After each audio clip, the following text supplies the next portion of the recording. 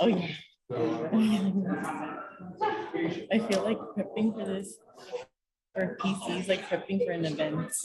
Like Every time. After a while, yeah. After a while, it comes really natural.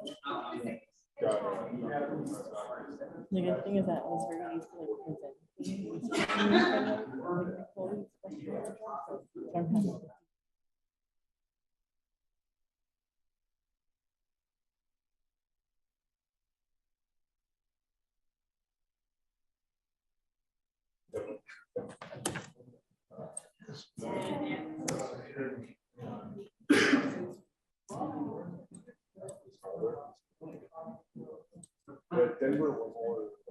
Oh. Whoops. There we go. Go live. Okay.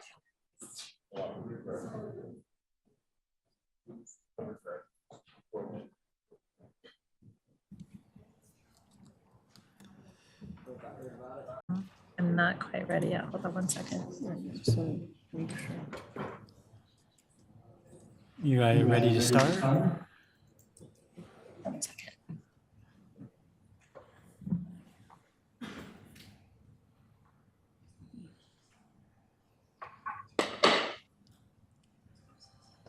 No.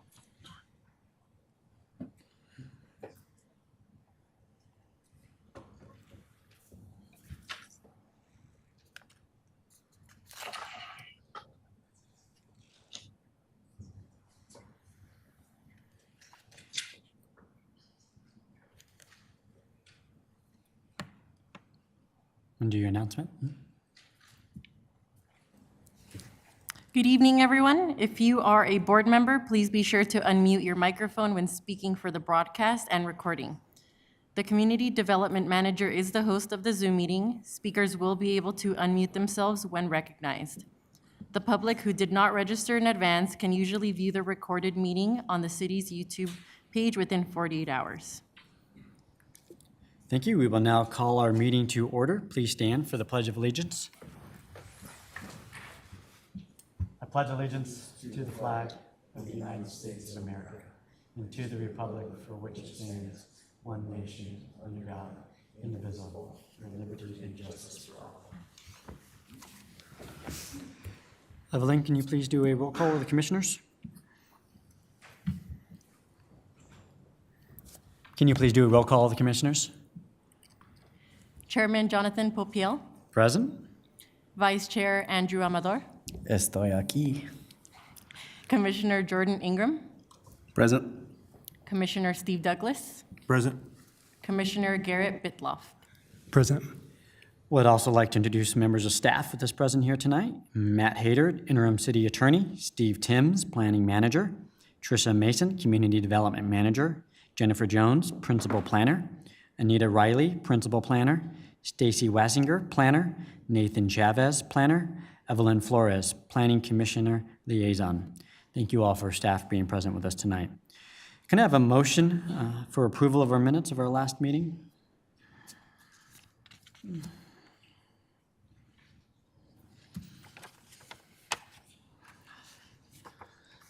Can't get off of. Pretty Oh, please. move to approve. Do I have a second to approve the minutes from our last meeting? Second. Motion and a second. Can you please call for a vote? Voting is open.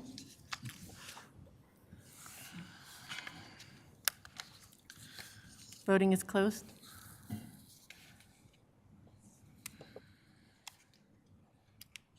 The motion has passed, 4 yeses to approve our minutes. Mr. Hayter, will you please introduce our first item? Sure. The first item on the agenda this evening is presentation 22-578. This is ordinance 2432, an ordinance basically rewriting the sign code regulations of the city of Commerce City.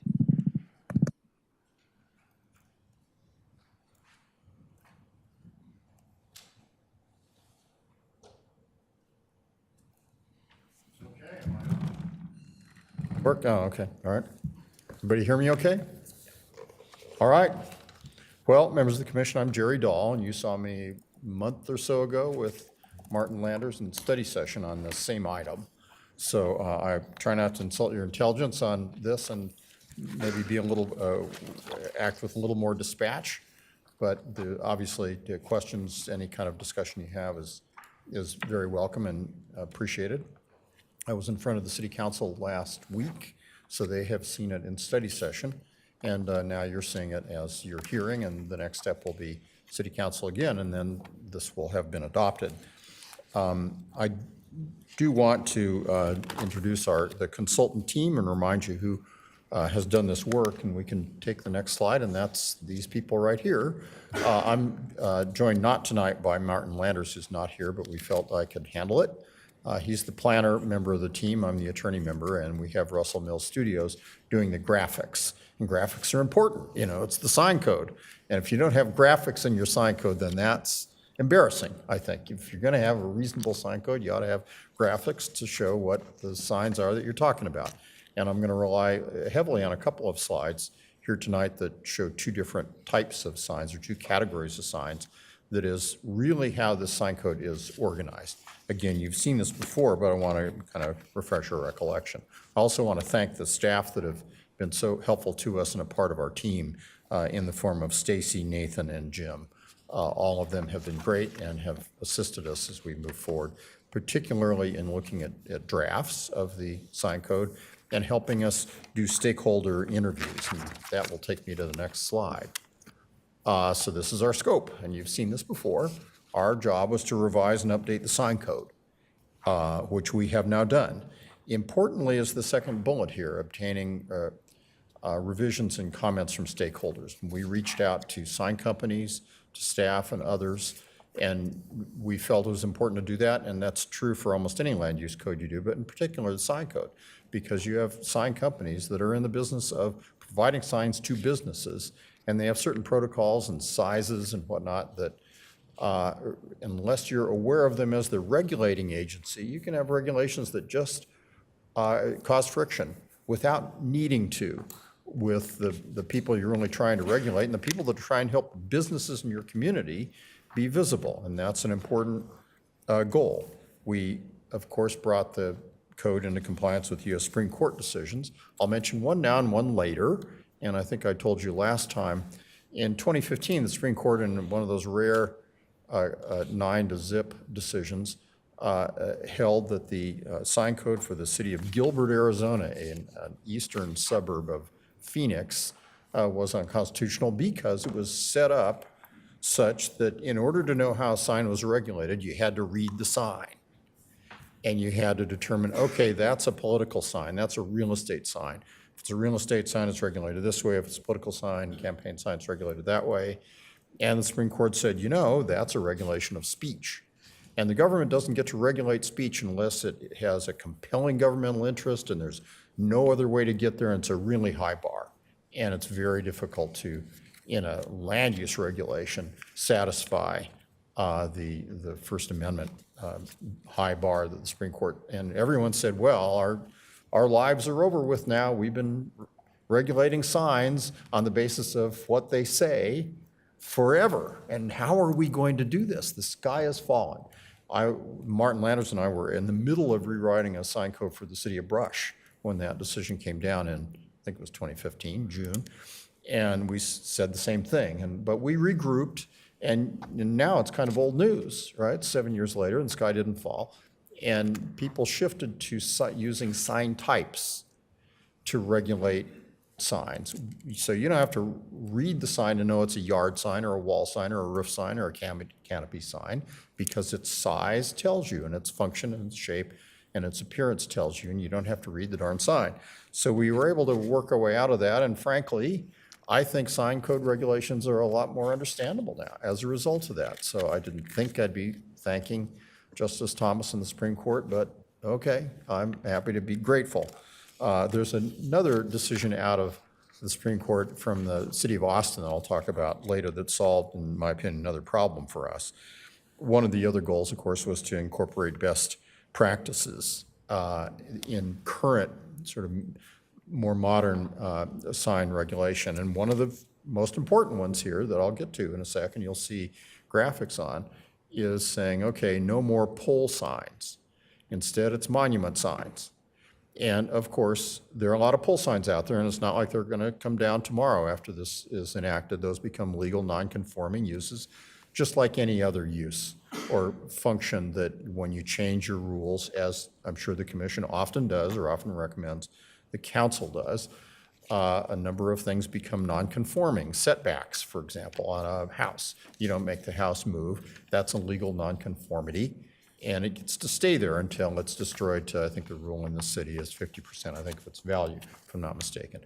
But there will be best practices that, over time, move the environment of signage in the community toward these best practices. And monument signs, and I'll show you examples, rather than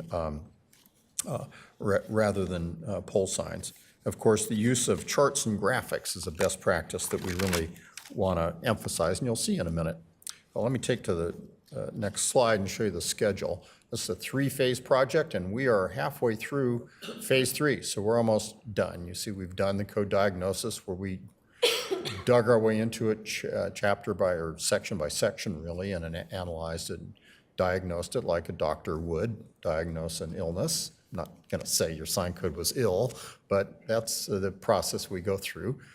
Then we did the code update, all the writing, and then we brought it to you in the code adoption phase. And so we're one meeting away after this one from code adoption.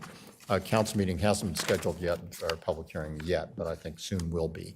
Next slide gives us the table of contents for the revised code. By the way, I'm about a little better than 1/3 of the way through my slides, so we're rocking along here. The first 2 divisions are more general, but the last 3, I think, are important just to because you'll see the sign types really relate to this. General sign requirements. These are requirements that apply to everybody.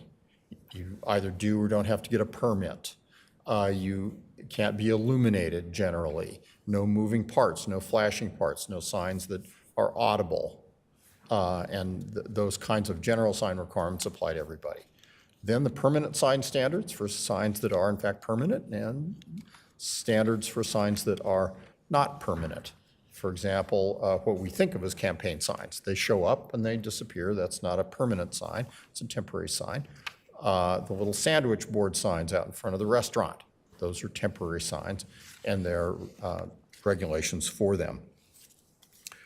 So in any event, let's go to the next slide, but you skip that slide if you would. Stacy, and go to the very one after that. I said that there were general sign requirements. This is just one page out of the proposed code. That these are standards that apply to all signs. How do you measure a sign? Because later we'll see that the general sign standards and the temporary sign standards have size limitations, how big your sign can be. Well, how do we measure how big a sign is so that we can determine whether or not it complies with the code? This is an example of the measuring techniques that we plugged in. And this is the first example of the use of graphics, because signs very often aren't just 4-sided, so you can just measure the side and the top and multiply. In this case, of course, it's an 8-sided sign, and they get even more complex than that. There are other general sign standards as well for things like no flashing lights, no lights, flashing or otherwise, no moving parts, etc. Well, I want to talk first about the first category of sign types, permanent sign types. And if you skip back one slide, here's on one slide, just this property has a lot of signs on it, but we jammed all these signs on here so we didn't have to use more than one slide. But you'll see that all of these are sign types, and you don't have to know what's on the sign to know how to regulate it. And so we've solved the Reed versus Gilbert Supreme Court problem. And so going from the left to the right, a directional sign, that sign's probably a little hard to read, but it'll probably say entrance this way, that kind of thing. An awning sign, we know what those are. A projecting sign that projects out from the wall. Marquee signs, we don't see them much anymore because we don't have that many movie theaters, but when there is one, that's what it'll be. There's a kiosk. There's the wall sign on the side. There's a freestanding sign, and that is the monument sign, which is a freestanding sign, same kind of sign, 2 different ways to describe it, that is over time going to replace pole signs.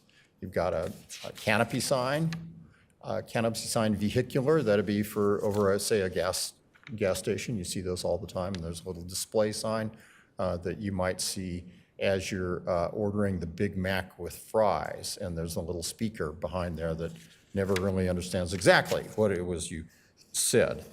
In any event, these are all the various kinds of permanent sign types, and then we have regulations for them. So now you can skip ahead, Stacy, to the slide that says permanent sign types. So here's a monument sign or a freestanding sign, same thing.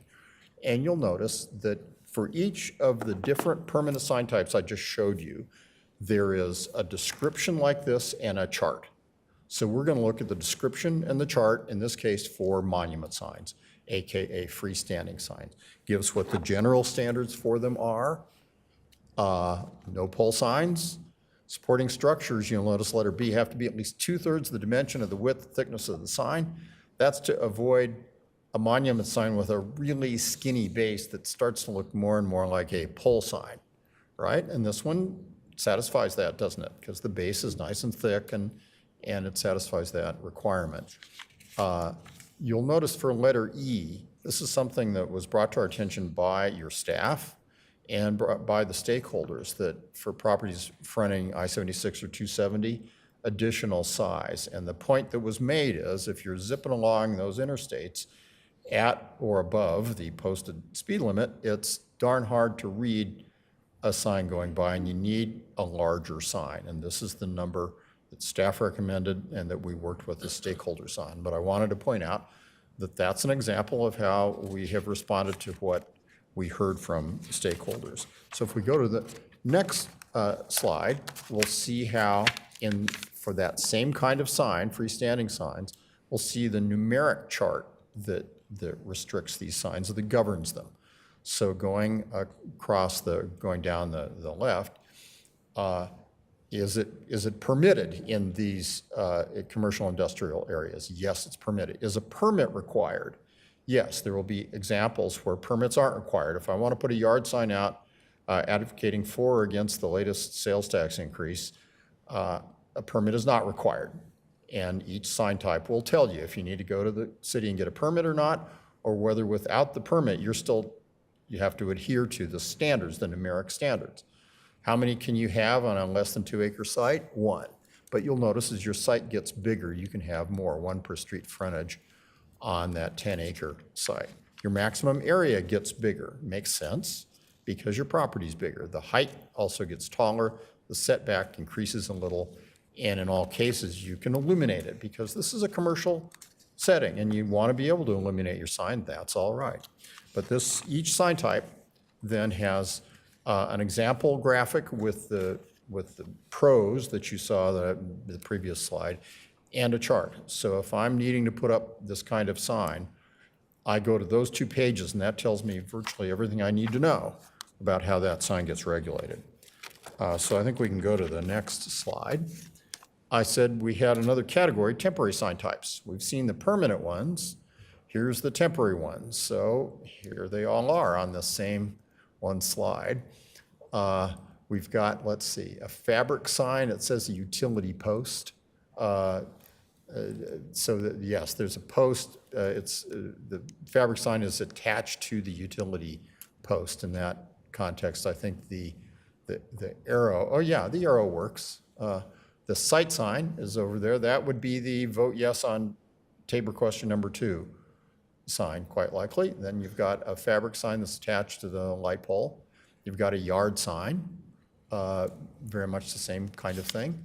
There's the shark fin or wave banner is the other way of describing it. You see these all the time, right, for various businesses. You got the sandwich board sign outside of what we're going to assume is a restaurant, a window sign in the window of the restaurant, fabric sign on the side, which is sort of a low-budget wall sign when you think about it, and an inflatable sign. They had an inflatable gorilla on top of a auto dealership, I think, in Wheat Ridge. I'm the city attorney for Wheat Ridge, and at some point in time, the gorilla got loose from the building and ended up, I think, in North Glen. So that's an example of the fact that for inflatable signs, and we've actually got the standards here, I won't show them to you, but we've got standards saying if you're going to do an inflatable sign, if you're going to allow a inflatable sign, it's got to be securely anchored because you don't want the gorilla getting away. So those are the temporary sign types. Let's go to the next slide and see how they're, now you have familiar territory. You've got the one slide that shows you a picture and gives you some standards in written form, and then we'll see the chart in a minute. So here we have yard signs.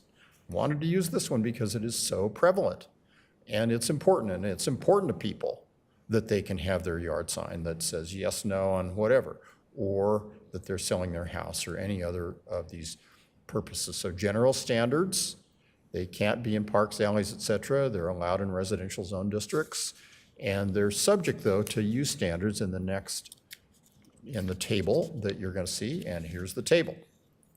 So for yard signs in residential areas and non-residential, are they permitted? Yes. Is a permit required? No.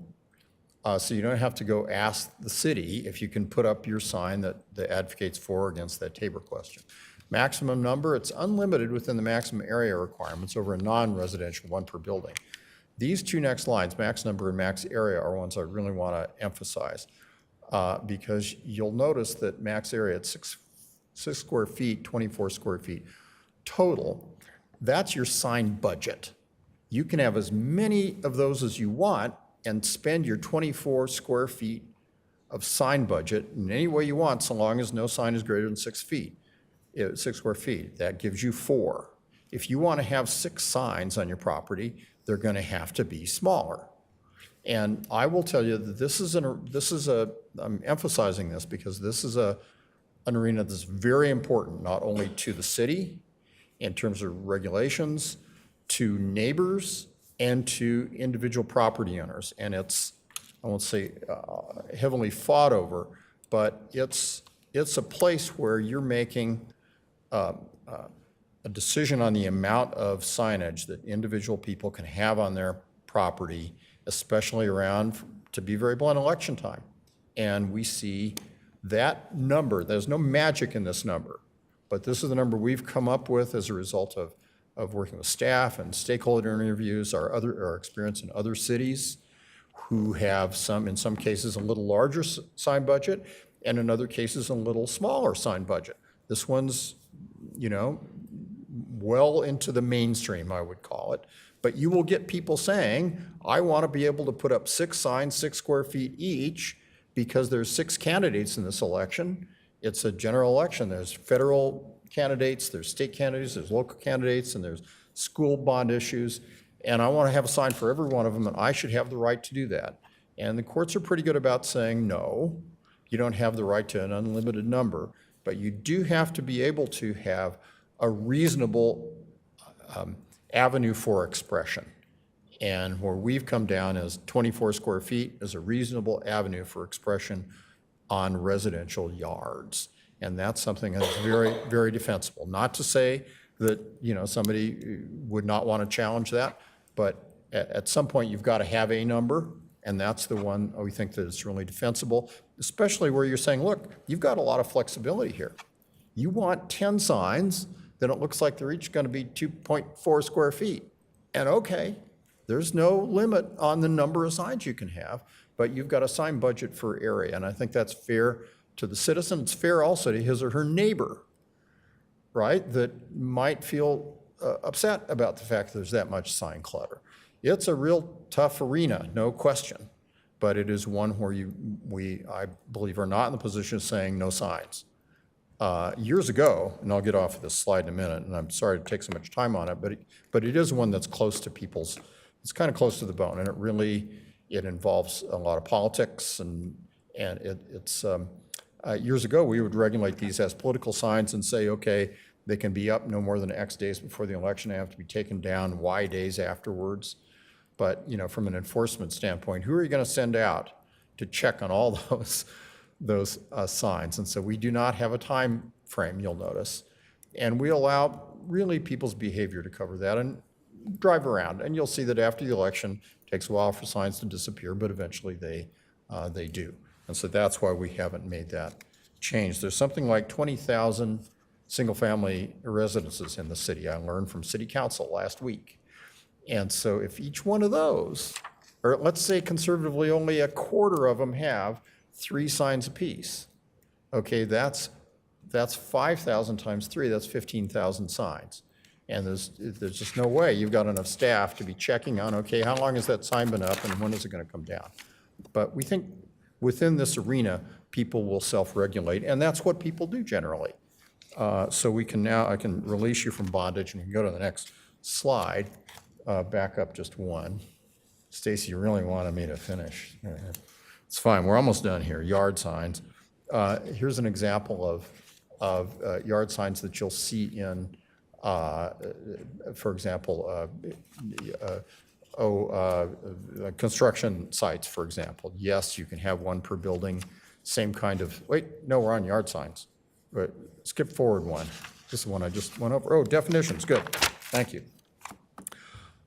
Definitions are regulatory, and that's true for your land use code. You're constantly defining something so that you can regulate it in that way, and definitions often are regulatory. You have in your packet not only the staff memo and the revised sign code, but you also have the definitions out of your code, and they're really lengthy. You have all of your definitions in one place as opposed to definitions just pertaining to signs hooked up with the sign code, for example. So we did the revisions to the definitions that we needed to, but they're kind of lost, if you will, in about a 3/4 of an inch thick worth of definitions for the entire code for the city, which is fine. But here's some examples of the definitions that we've created. There's an example that isn't there that is an off-premise sign, and I'll kind of end with that because for years we typically, cities and counties, mostly cities, have prohibited off-premise signs. A sign advertising Joe's Auto Repair, but it's on a property where Joe's Auto Repair is not, and Joe's Auto Repair is across town. And those signs typically have been prohibited because of the kind of clutter they can, and confusion to people that they can raise. And it's been easier, was easy for a long time to say, well, any sign advertising something that's not on the premises is prohibited. What's wrong with that under the Reed decision? And you're all about to say, because I know you're thinking it, you have to read the sign to know that it's prohibited because you've got to read it. So after the Reed decision in 2015, we thought, well, how are we going to do this? We can regulate by sign type almost everything else, but an off-premise sign is an off-premise sign. And the only way to know that is to read the darn sign. So we ended up with these kind of really awkward workarounds like, okay, the sign has to be owned by the same entity that owns the property underneath.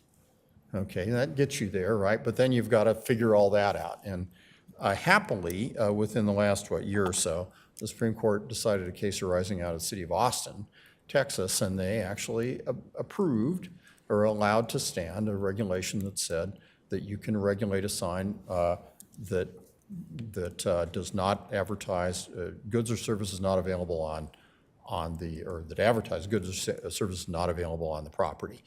And that implicitly means that you can actually have to read that sign. So we have an exception to the, if you read it, you can't regulate it rule. And I think that rule's going to stick. And so we adopted that rule, and it's part of the definition of off-premise sign in your code now that we've written, and off-premises signs are not allowed. That's a long way of describing a definition that's not in front of you. And I apologize for that, but I wanted to tell you the one exception to the if you've got to read it, you can't regulate it that way rule. And thus ends my set of slides. We got good comments from you last time. I think we made a few changes. I'll confess I don't quite remember those, but I know we took them into account when we did the final version. But I'm available for your questions, and I know you also have a motion in the packet at the appropriate point for a recommendation to City Council. Appreciate your time. Any comments or questions from the commissioners? Yes, yes, I have a question.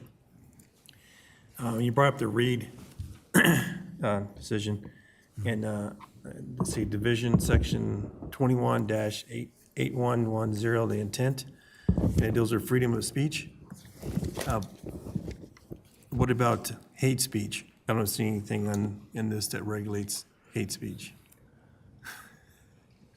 There isn't. Let me think about that for a minute. Hate speech is content, and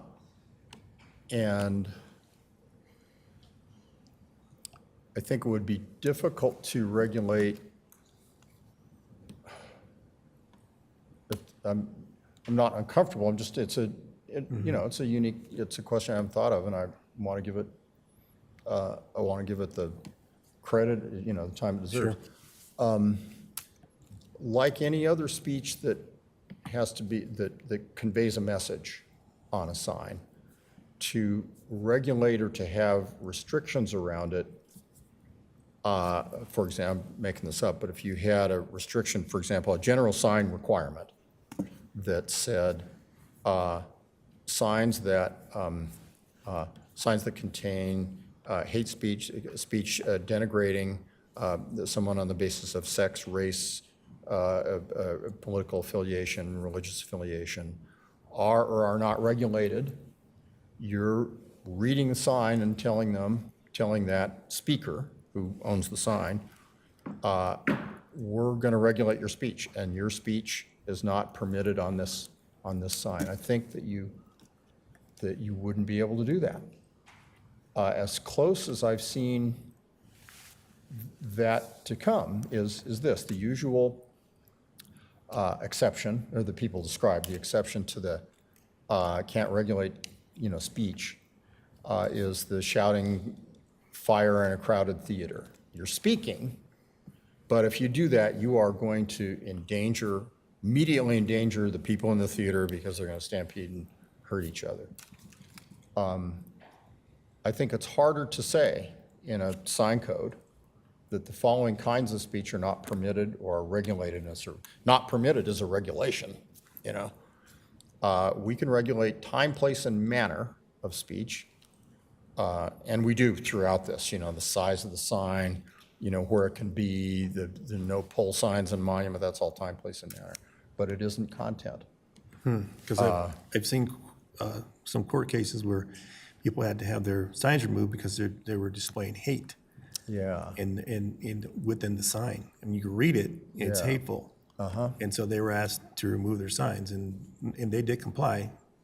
On the basis of a local government regulation or an HOA? HOA. Okay. I'll tell you this, private property restrictions, and actually this gives me a chance to mention HOA covenants. I'm not trying to avoid your question, but HOA covenants, for example, I'm often asked as a city attorney for the city as I represent, well, doggone it, our covenants allow this and your code prohibits it, so you have to allow it. And I always politely say, no, covenants can be more or less restrictive than the city requirements, but the city requirements apply if the city prohibits what the covenant allows. We're still prohibiting it, thank you very much. If the city allows what the covenant prohibits, you look to the covenant. The city does not enforce those covenants. The best example, and I'll get to yours in a minute, but the best example, just so we think about it, is setbacks on, say, a storage structure from the backyard lot line. And I forget what the rule is in Denver. I had to deal with this once, and Denver, I think, required a setback, and the covenants in a given given subdivision allowed, in fact, said storage structures have to be on the lot line on the back. And the claim was, well, you've got to allow that, you cannot enforce your setback requirement, Denver, because the covenants allow this. And it was an easy case to say no. But as applied to hate speech, if you had a private covenant, because I can regulate my private property up to a certain point, if you had a private covenant that prohibited that, then that would be enforceable, but it would be enforceable as privately as an enforcement action around the covenant. It would not be a local government restriction. And I'd be very pleased to see the case, and I'm happy between now and council to look, or if you can supply it to me.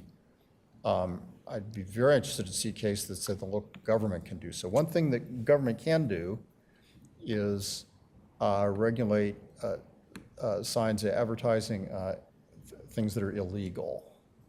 And we often see sign codes not permit, for example, when marijuana was first invented for sale purposes, it's been 10 years? I forget how long it's been since we had that. But in the early days, it was okay, can you prohibit an advertising sign saying cannabis? And actually you can, because it's an illegal activity or federal law. And that allowed you to get into content through the illegal thing being advertised. Your case that you describe in hate speech is not quite that. Is hate speech per se illegal? No. Inciting a riot is, et cetera. But I don't think so. I mean, I have to tell you that while we would all abhor that speech, I think that it's not something that a sign code can preclude. I will tell you this, I know that then you're dealing with how people are or not offended by speech. There was an A&W restaurant in Frisco, Colorado, and I used to office up there a million years ago, and drive by the A&W restaurant, and there was always a biblical quotation on the restaurants, where you would normally see, burger and fries, $6 or whatever.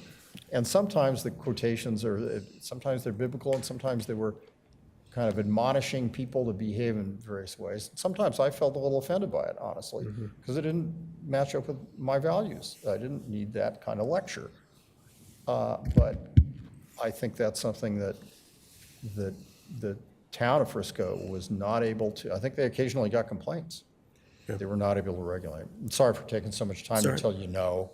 It's an important question, but I come back to that as a conclusion, although I'm pleased to look. Yep. Other questions? Any further questions, Mr. Chairman?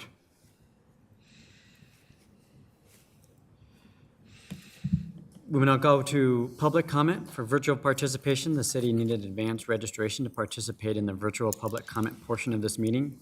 We did not have any requests from the public to speak virtually. If anyone wishes to speak at future Planning Commission meetings, please check the meeting agenda and the city website for information on how to register or submit written comments.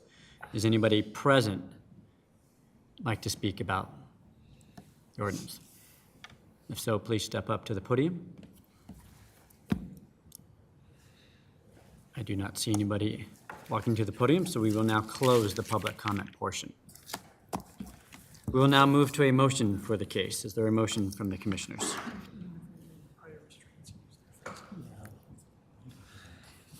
I move that the Planning Commission recommend that City Council approve the proposed ordinance number 2432, amending the Commerce City Land Development Code. Do I have a second? I second. A motion, a second. Any discussion from the commissioners? Yeah. Mr. Amador? So thank you for the presentation. Being an architect, having to interpret the city's sign code, this is much improved through graphics and language for everyone, which it will create clarity for everyone, which is much needed. So for that, I will be voting yes. Thank you. Any further comments? Please call for a vote. Voting is open. Voting is closed. The motion has passed, 5 yeses. Thank you very much, members Thank of the you. commission. And I will tell you what I told the council last week. When you do a thing like this, you think you're done, but you're never done with land use codes. And the very first week, there will be some fact pattern that'll come up that will not have been captured, because that's the way life is, and we'll kind of collect those things, and at some point we'll have to amend. But I think we've leapt forward quite a ways with this code, and I appreciate your support. Thanks. Thank you. Yep. Mr. Hayter, can you introduce the next ordinance?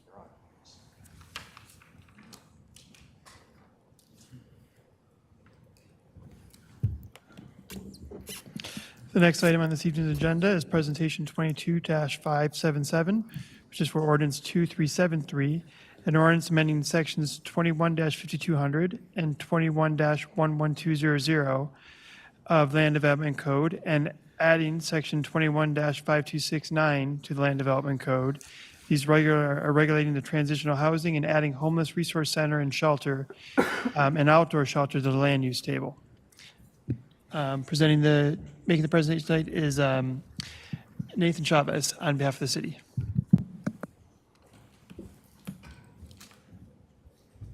Good evening, Commission members. Tricia, can you share the screen when you have the chance, please?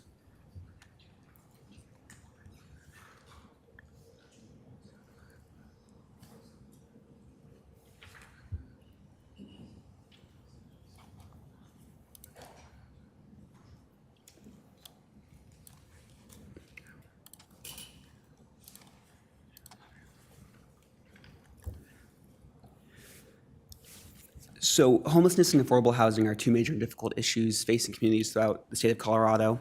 According to HUD, as of January of 2020, Colorado has an estimated 9,846 individuals experiencing homelessness on any given day. In 2021, the City Council voted to use part of the American Rescue Plan Act funding to address homelessness.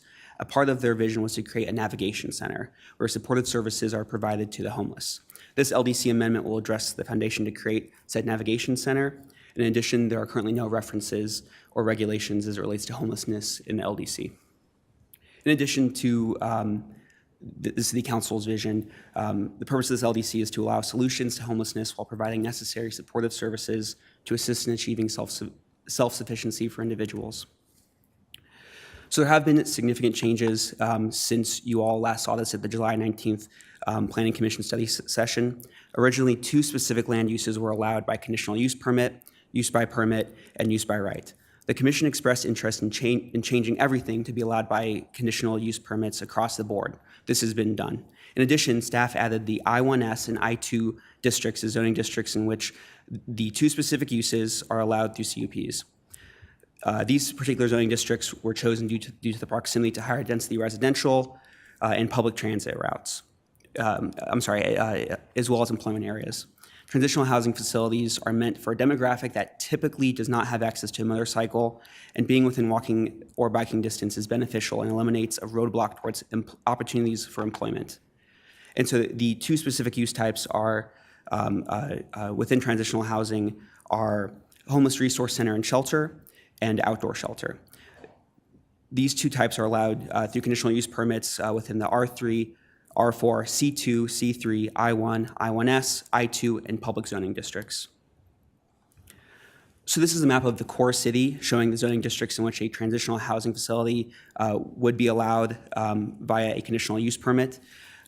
Please note that with this map and the 2 following that I will show here shortly, it is important to note that while zoning will allow for this land use, it does not take into account existing uses and the federal dollars in conjunction with the city that will likely be needed to develop a transitional housing facility. These are the zoning districts between the core city and the northern range in which a transitional housing facility would be allowed. And this is a map of the northern range.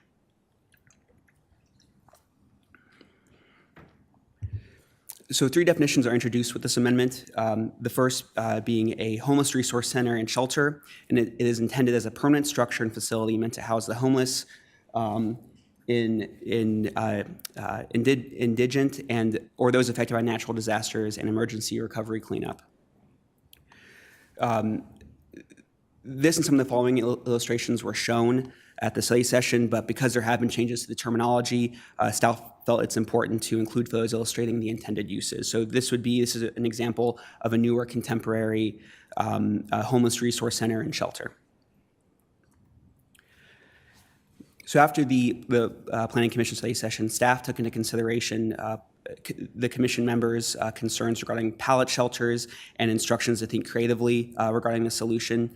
So as a result, we are introducing outdoor shelter as a specific land use. An outdoor shelter is a specific site that can house mobile or permanent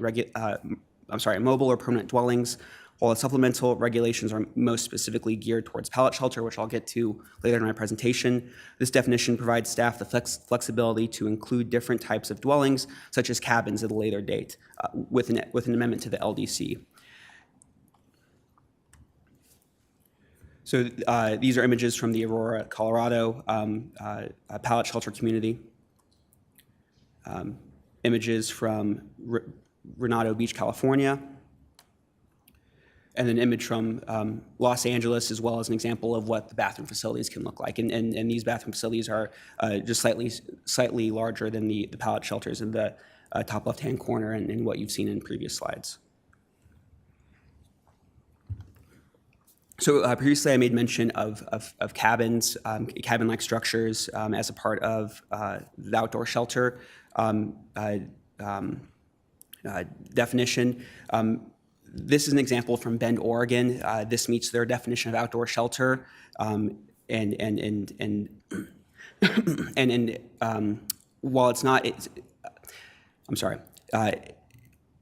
In the future, through an LDC amendment, we can tailor our supplemental regulations to allow this type of use, and with a specific use, it's very similar with there are separate cabins, much larger than the pallet shelters, and then there's one specific principal building where all of the supportive services and bathroom facilities are located.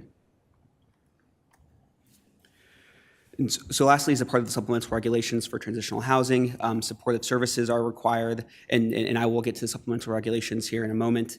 And these supportive services are required to be provided and include crisis intervention, counseling, service referral, and similar social services. So with the two new land uses, staff is introducing section 21-5268, transitional housing within the supplemental regulations. This split into 4 sections. The first 2, operational standards and general standards, apply to both the homeless resource center and shelter and outdoor shelter specific use types. And then subsections 3 and 4 apply to the 2 specific uses respectively. So the operational standards guide the day-to-day use of sites addressed by these revisions. Of note is the requirement that all transitional housing facilities must provide supportive services such as crisis intervention, counseling, and other similar social services. And again, please recall the supportive services definitions earlier in this presentation. Operational standards also include a 180-day maximum duration of stay requirement and requires the presence of staff at the facilities during hours of operations. The general standards section sets forth vehicular parking standards, bicycle parking standards, distances from similar uses in existing group homes, screening requirements, sliding requirements, and required approval for any transitional housing facility by both the chief building official and fire marshal. When working on this updated this ordinance that we're presenting tonight, the chief building official informed staff that typically outdoor shelter, or I guess transitional housing facilities, almost never meet the building code, and they always require a code modification. And through his experience, it is important to not include minimum requirements for shower and wash facilities based on rooms or size of a structure or lot, and it's best just to leave that open-ended in order for city staff to come up with creative solutions and allow a proposal that may not necessarily meet our code, but could meet but will meet the building code with a modification. The Homeless Resource Center and Shelter section stipulates a maximum of 25 beds per facility unless part of a disaster declaration. Staff has also included minimum room size requirements that increase with each additional user in excess of 2. In addition, living spaces, showers, toilets, and storage areas for users are required. However, there is no stipulation on the amount. Lastly, this use is required to follow the bulk standards of the property zoning district. So if the use is on a R3 zone piece of land, then it must follow the R3 bulk standards. In addition, it also follows the multifamily development standards found in Article 7 of the LDC.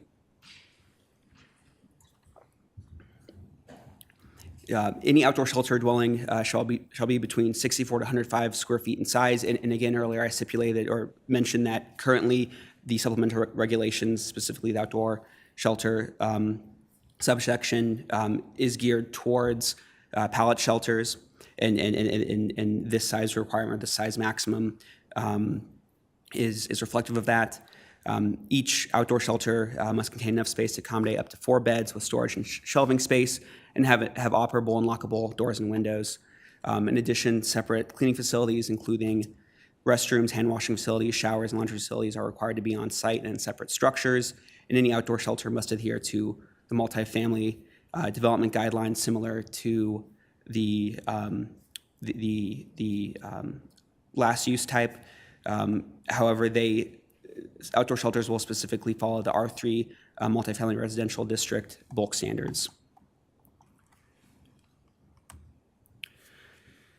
So throughout this presentation, staff has shown, or we believe we have shown, how we have addressed the various concerns and questions the commission members had at the study session, including allowing all uses by conditional use permit, including buffering between the proposed land uses and adjacent properties, and introducing creative thinking with regards to this amendment and future amendments. Staff recommends that the Planning Commission forward the requested amendments to City Council with a recommendation of approval. Staff is available to answer any questions, and I can return to any slide for further clarification or review by the commission members. Thank you. Questions from the commissioners? Mr. Amador? Thank you for the presentation. So since our last study session, there are some improvements here in terms of definitions. If you could pull up the slide where allowed by right, so there's a table in the first few slides here. There it is, right there. I have some concerns with all of the R's, which is allowed by right on a lot of these slides here. So I'm just going to take household living in the middle of the page here, single family detached dwelling, R1 use by right, R2 use by right, and ag land use by right. If I may. So the only thing those are all existing and have been in the code for some time. The only thing that's really being added on this slide is that blue at the bottom where all the transitional housing is coming in, but only through CUP. So nothing that was proposed is coming through as a use by right. And I believe that was based on previous feedback that was provided from the Planning Commission. Okay, so I read that wrong. Thank you for the clarification and the redirect on that. So when we talk about, and now I'm going into definitions of outdoor shelters, right? What would a tent be considered? Like say, for instance, I am in this chart and there's use by right and someone pops up a tent and they say, hey, you can't do anything about it because this is my right or a conditional use. I just want to make sure that there's controls that we're not thinking about in terms of someone saying, this is my outdoor shelter. So what is a tent considered? So technically a tent would fall under an outdoor shelter, but with the stipulation that outdoor shelter is meant for a whole community of individual dwellings. And in addition, with supplemental regulations, we have specific standards with regards to, and I'll pull up those supplemental regulations. I'm sorry, just to chime in real quick. So tents wouldn't be allowed because they don't meet our design requirements for that. So they don't meet wind and snow loads and things like that. So you can't just go to REI or whatever and hook up a 3-person tent to meet that. So just like we don't allow those fabric carports and things currently in our city, right? And so it's that same type of opportunity. Okay, thank you for the clarification because people are creative. And then I guess my last piece in this, the transitional housing piece, I know that when the marijuana ordinance was adopted, there were the 1,000-foot separation from schools, rehab facilities, liquor stores. I didn't see that in here. So short of having a place in the city that we don't know where the zoning might be okay, but we haven't said, oh, we're gonna pop up right next to the liquor store. Yay, here we go, right? Was there any conversation about, schools, rehab facilities, liquor stores, that kind of thing? Yeah, I think, yes. And one reason why we added that F in there was for similar uses, but by making it a CUP, it really then requires staff, planning commission, and city council look at the individual lot. And so some places, right, it may work, other places may not. And so unlike a liquor store or other types of uses that may be more common, that may be, I guess, show up more often, staff felt like this is not going to be that common of a use. And so we didn't necessarily put that limitation there immediately, knowing that it would get a thorough review as part of that CUP application. Does that make sense? Yeah, I'm just. So not like a liquor store, right, where they're literally everywhere. And so they're needed to put some basic rules on that. Staff felt like with the conditional use criteria on it, that maybe there is an ideal seat that's 990 feet away for something, right? We didn't necessarily want to make that an artificial a requirement, but looked at instead the holistic site and the impacts of the neighborhood and things like that way, I guess, on a case-by-case basis. So if I recall, when these land development code amendments came to us, I really felt like it was a blank check, and there might have been a site, might not have been a site. And so I think through the development of some of this regulation, I really still feel like there needs to be some further amendments in terms of staying away from schools, for sure. And I mean, that's part of the criteria, but as I can tell you, if you ask me to go look at a case right now that an address up north and I didn't know really the address, I couldn't really tell you the entire demographics. Like I could see a school, I could identify that kind of stuff, but I think schools, liquor stores, and rehab facilities were a big ones, at least for the marijuana policy that happened, I believe, in 2015. I really just want to make sure that we have a little bit more controls. I get it, there's the CUP process, but it doesn't prohibit at that point. So I just want to make sure we're protecting our community and schools and not setting up these shelters or transitional housing or anything like that next to areas where there could be triggers. I'll just leave it there, but I think that's my commentary, and I'll leave it there for now. Thank you. Thank you, Ms. Amador. Anybody else? Mr. Douglas? Thank you. Thanks for the presentation. And, on the setback to zoning for marijuana, I know back in 2015, I believe it was, couldn't be in the areas of any PUDs when it comes to marijuana, and that's what it was. So it had to be in industrial zoned when it comes to marijuana. And, you showed the map up there, it's different sections, and so, being the C2, C3, how close are those areas to schools? Because I know 64th, there's the dog track area. Again, it depends, right? I mean, that map was just literally created today, so it has not been had any type of analysis or vetting. But some of those sites, sure, are right next to existing schools. Same thing to your point on the PUDs. Most of our PUDs have itemized use tables and things like that.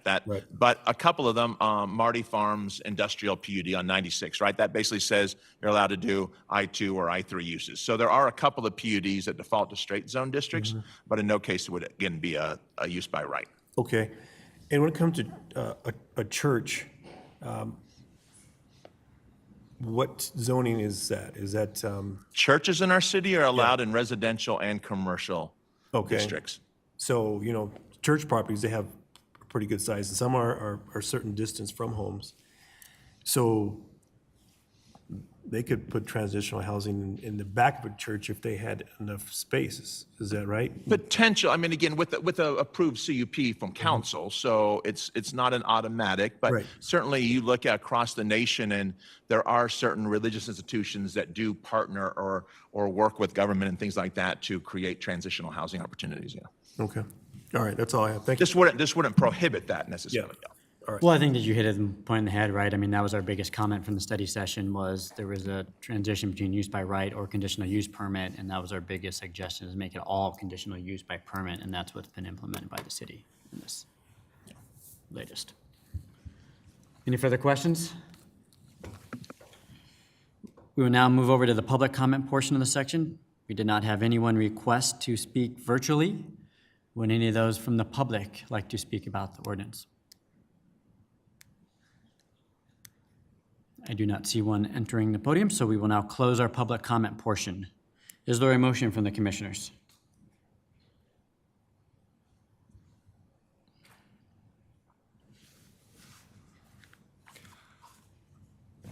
I move the Planning Commission recommend to the City Council to approve the proposed ordinance 2373, amending the Commerce City Land Development Code. We'll have a second. Second. A motion, a second. Any discussion from the commissioners? Please call for a vote. Voting is open. Voting is closed.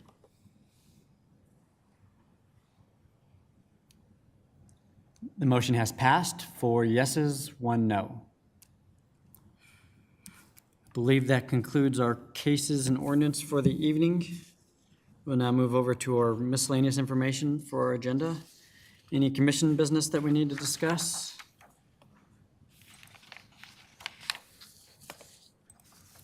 Mr. Hayter, any legal business we need to discuss? Nothing this evening, thank you. Any staff business we need to discuss? No, no updates tonight. Thank you. That can- Chairman, there's one thing I just wanted to note is I would ask staff just to go to confirm the terms that are noted on the city website relative to our actual terms. Because I note that it says that I'm on my 3rd term, but I'm actually on my 1st. And I You're on believe, your 3rd term. yeah, I've been around forever. Longer than all of us, all right. Yes, we will double check that, Tricia. Yes, thank you. That's all I have. Thank you. Anything else?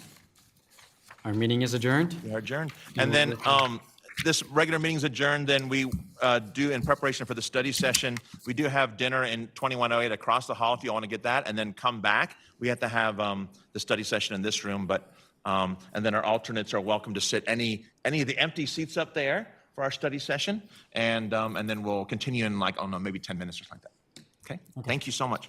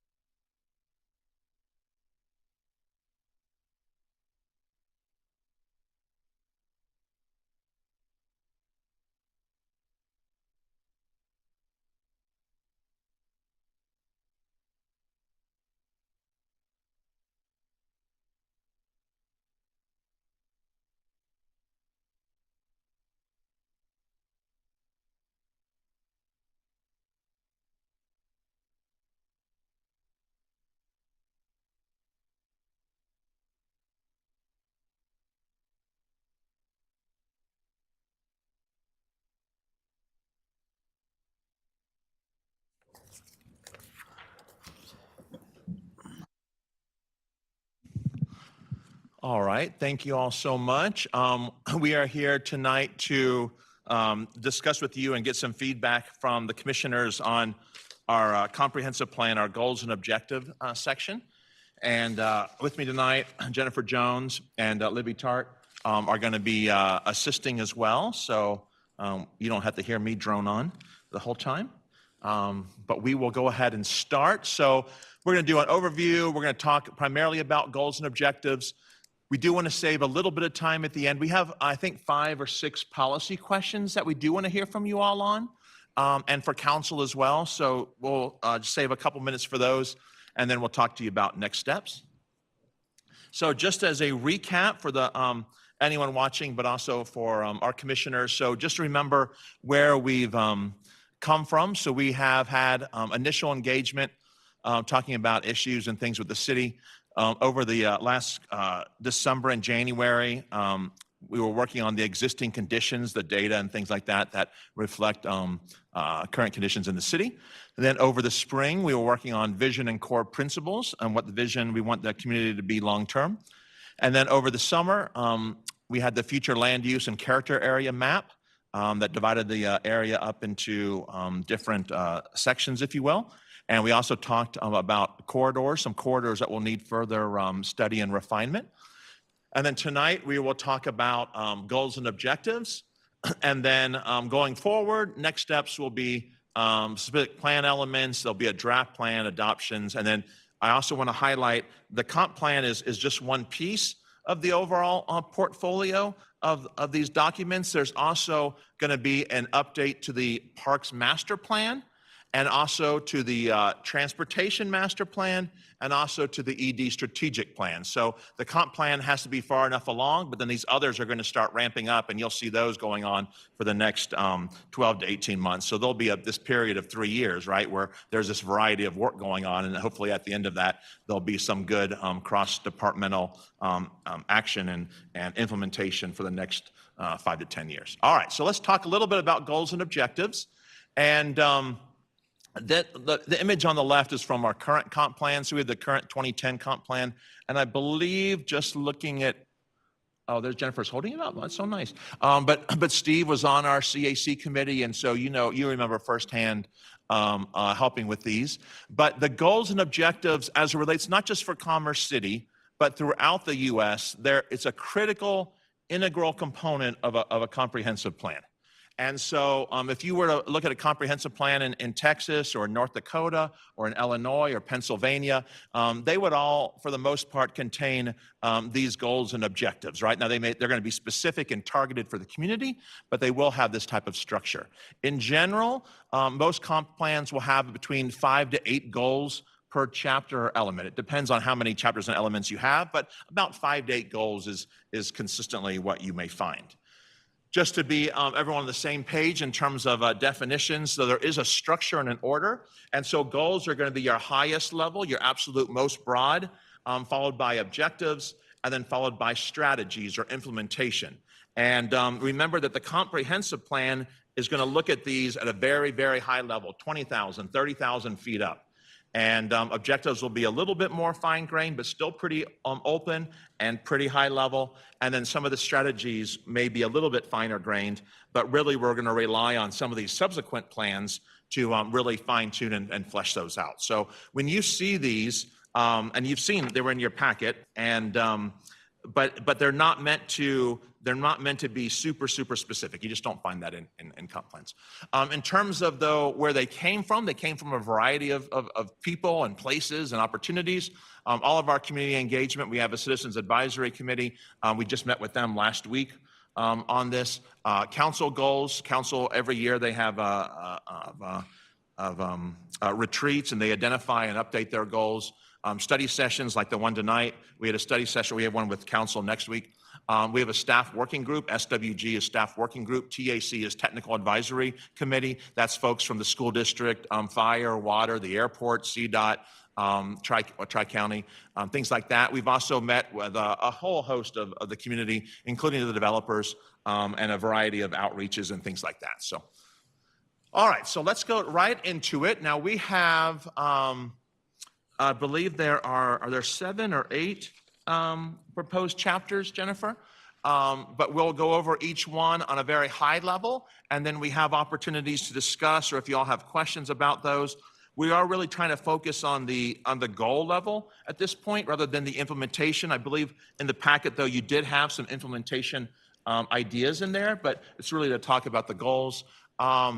Let's see, they are evolving and further revised. What you have in your packet is already a little out of date, meaning that we've already updated it with some additional information we got from CAC and things like that. So that's being updated all the time. It'll be updated again after this meeting.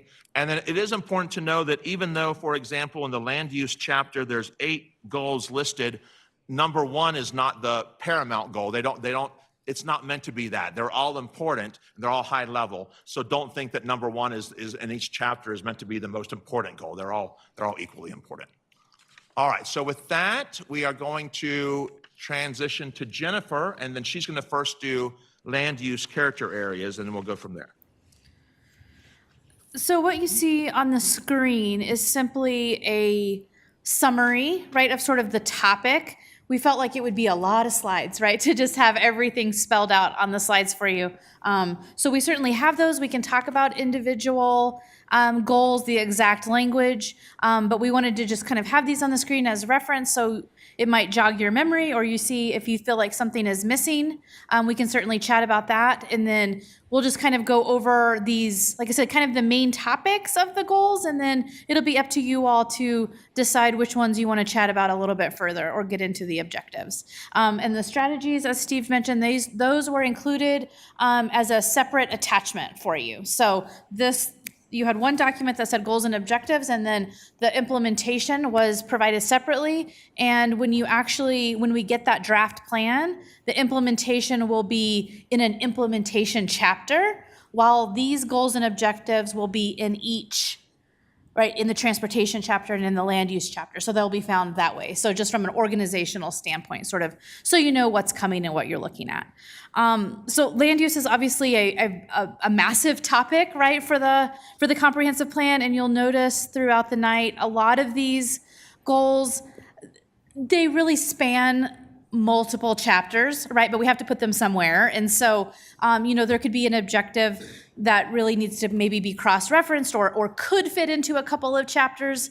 And so, if you don't see it in this one, it might be in another one, but certainly bring that up and we can make note of that. And like I said, in the actual draft, we could have some notes about how things cross-reference as well. But just a little sort of background information for that. So for the land use chapter, right, and you all remember on that new future land use map, we're calling those character areas. There were 8 goals drafted so far. Balanced mix of land uses, which is a big sort of issue in the city, right? Growth and annexation, certainly, since this is a long-term plan over the next 20 to 25 years. There's a goal about our industrial areas, because that's sort of its own thing, right? Update of our LDC regulations. Number 5 is something that we heard a lot through the community engagement. Every time we kind of went out and chatted with people, gathering spaces and activity centers repeatedly came up, that was something people really wanted to see more of. So that's why you see a specific goal about that. Infill projects and redevelopment, right? There's a sort of a different goal and a different purpose behind those areas that need infill and those areas that have redevelopment versus, right, our growth boundaries out on the edges of the city. 7, regional coordination, right, based on our location, based on all of our partners. That's something else that we heard a lot about that folks thought were really important for us to focus on and to continue to work towards better regional coordination, right, with CDOT, with the airport, with the railroads, right? We have a lot of important partners. In order for us to make progress, right, on almost any topic, we have to involve those other folks, right? The water district, the fire district, right? Really integral players. And then 8 is image and appearance. That's another thing we heard quite a bit, that people felt strongly about. So like I said, just in the interest of time, I won't read all of the goals to you word for word, but if there's any of those that you all would like to chat about, have questions about, please let us know.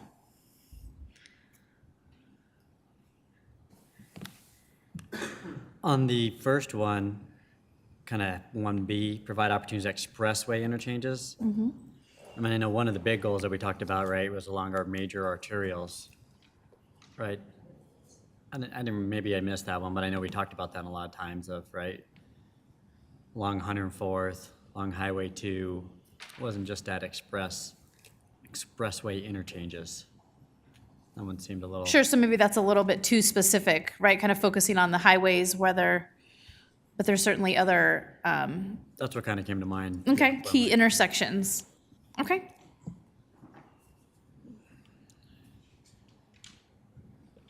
Anybody can kind of speak up as we go through this. I would almost echo that as well, John, with key nodes, you know, which kind of integrates into image and appearance, right? If I recall, at one point a long time ago, the image of Commerce City was super important to us. So just, you know, making sure that along with the balanced mixed and land uses, looking for those opportunities in nodes for the image and appearance of Commerce City. I think those really relate to each other. It's just wherever all those plans kind of intersect and look for those opportunities. Sure, and even gateways, right, as well, right? Sort of those big entrances into the city. Absolutely. All right. And we can certainly move on to the next chapter. I just wanted to be sure everyone had a chance to. I think the second one I had was 5B too. 5B. Probably my favorite one, but 'cause I think that's what everybody wants, right, is these town center concepts. I think the part that we maybe kind of missed on 5 would potentially be, we talked a lot about parks and recs and opportunities for sports, and I felt like that was an important part of that public gathering spaces. Okay.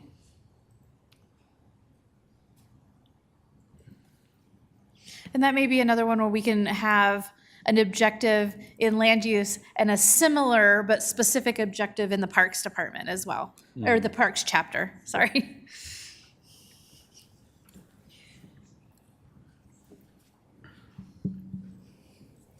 Okay.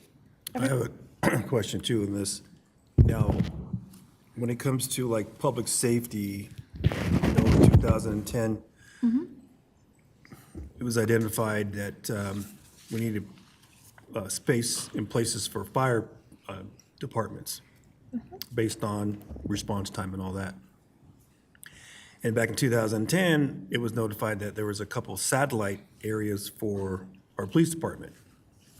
And so I think we also need to make sure that as this comprehensive plan is being developed, that we still stay in that time frame where we could identify safe spaces for those facilities. I know right now, Commerce City Council is looking at some other areas, but that was part of the land development code, and they also identified certain areas within the Northern Range. And just want to bring that up because that's been on the topic for the last 2 weeks, and with this, I know when it comes to this comp plan, it's supposed to be a living document, you know, updated so many times, but we really need to make sure there is space provided, because as our city grows, we're going to have space again for additional fire districts as well. Sure. So, Okay, absolutely. I think that's a good point. And I know that this came up before, but I think, yeah, they've been talking about the Justice Center and things like that, right? You know, the current comp plan, the 2010 one, talked about the need for a Northern Range Rec Center, right, back then, and one got built, 112th. Well, there's talk now about a third rec center in the future, right? Again, we're looking years out, but if you're living out by the airport, then maybe it doesn't make sense to drive all the way to Highway 2. So, so I would agree with you, Steve, that it is important that we look and think long-term about where city facilities in particular should be positioned. right, because back in 2010, it stated that, which it is now on Walden Street, 103rd, East 103rd and Walden. Yeah. So this will be a substation, and also an added future substation near East 112th Avenue and Chambers Road, which, if you think about it, that's what, filing 38. Yeah, around that filing 38 area, yeah. Exactly, so. Yeah, absolutely. And we do have a little bit on public safety and emergency response back in the public facilities chapter, but I think we could probably add an objective as well under land use, just to, again, to cross-reference, because nothing fits solely in one chapter. Everything is citywide. And we are doing that as well. Schools come up later on, but that is obviously a big issue where the future schools go. And we work closely with 27J and 14, but really 27J is seeing most of the growth. But we work closely with them, but we're also working with them to make sure that what is identified in the 2010 plan still makes sense, or if it needs to be modified and things like that. So 100% agree. Okay. We can go ahead and move on to commerce and employment, if that's okay. But certainly, if you all have thoughts later, please feel free to send us an email. We'd be happy to incorporate those. You know, and I know sometimes you think of it after the fact, right? Darn, I wanted to bring that up. So don't hesitate to email us. Sure. So on this one, we have 9 goals. It's an important chapter for our city. And again, we're going to have a future ED strategic plan coming out of this, but we wanted to set the tone. A couple of these are exactly what you would expect. Number 6, right? The city needs to recruit more retailers. We hear that every single day, right? But there's a couple of newer ones on here as well I just want to highlight. So number 1, you know, we've heard a lot that, yes, number 2 talks about we need good jobs and we need good primary employers. And you see that in number 7 as well, right? We need good high-paying jobs. Number 1, though, is focused a little bit on more of the human capital and the human entrepreneurship that exists, especially with upcoming generations. We've heard that the city really needs to do more with the creative classes and things like that as well. And so there's getting to be well, there's movement about that, but number 1 is starting to get to that a little bit, but really focus on the tremendous brain power that we have across the multiple industries and multiple businesses, and really encourage those type of emerging humans, but also non-traditional, right? We have a lot of seniors in our community that also could be opportunities for consultants and things like that too. So it's a little bit of a different slant than we've seen, but we've heard that a fair amount as well. So that talks about number 1. Number 2 is again, just a strong local economy. So we obviously are part of the metro area. What happens overall happens to us. But there are some things that we want to look at, and you see that here. We've heard from people that they want a medical campus or a hospital in our community. We've talked about a community college or some type of higher education, vocational, VOTEC schools. We've heard about that need tremendously. And then we also talk about the entrepreneurs and the artisans as well. So kind of branching out perhaps a little bit more than we have done traditionally. Number 3, partnerships are critical. We've heard from a lot of times that we have all these great businesses in our city. Let's really work with partnering them across a variety of sectors. They could be sponsoring events. They could be helping on cleanup days. You go to a lot of cities and they're like, hey, this park is sponsored by, X company, or Adopt a Mile, Adopt a Street is sponsored by so-and-so. So we've really heard that there's opportunities for more partnerships with our businesses. Certain areas of our city, number 4, commercial and industrial, have simply outlived their life cycle and are ready for redevelopment. And so we have our current redevelopment map in our city, but just the other month we had the 48th and Ivy rezoning case, right, down by Denver, that triangle property, right? That was an example of certainly an industrial reinvestment in our city. So we can't forget about that. Number 5, we talked about briefly last time, but here it is again.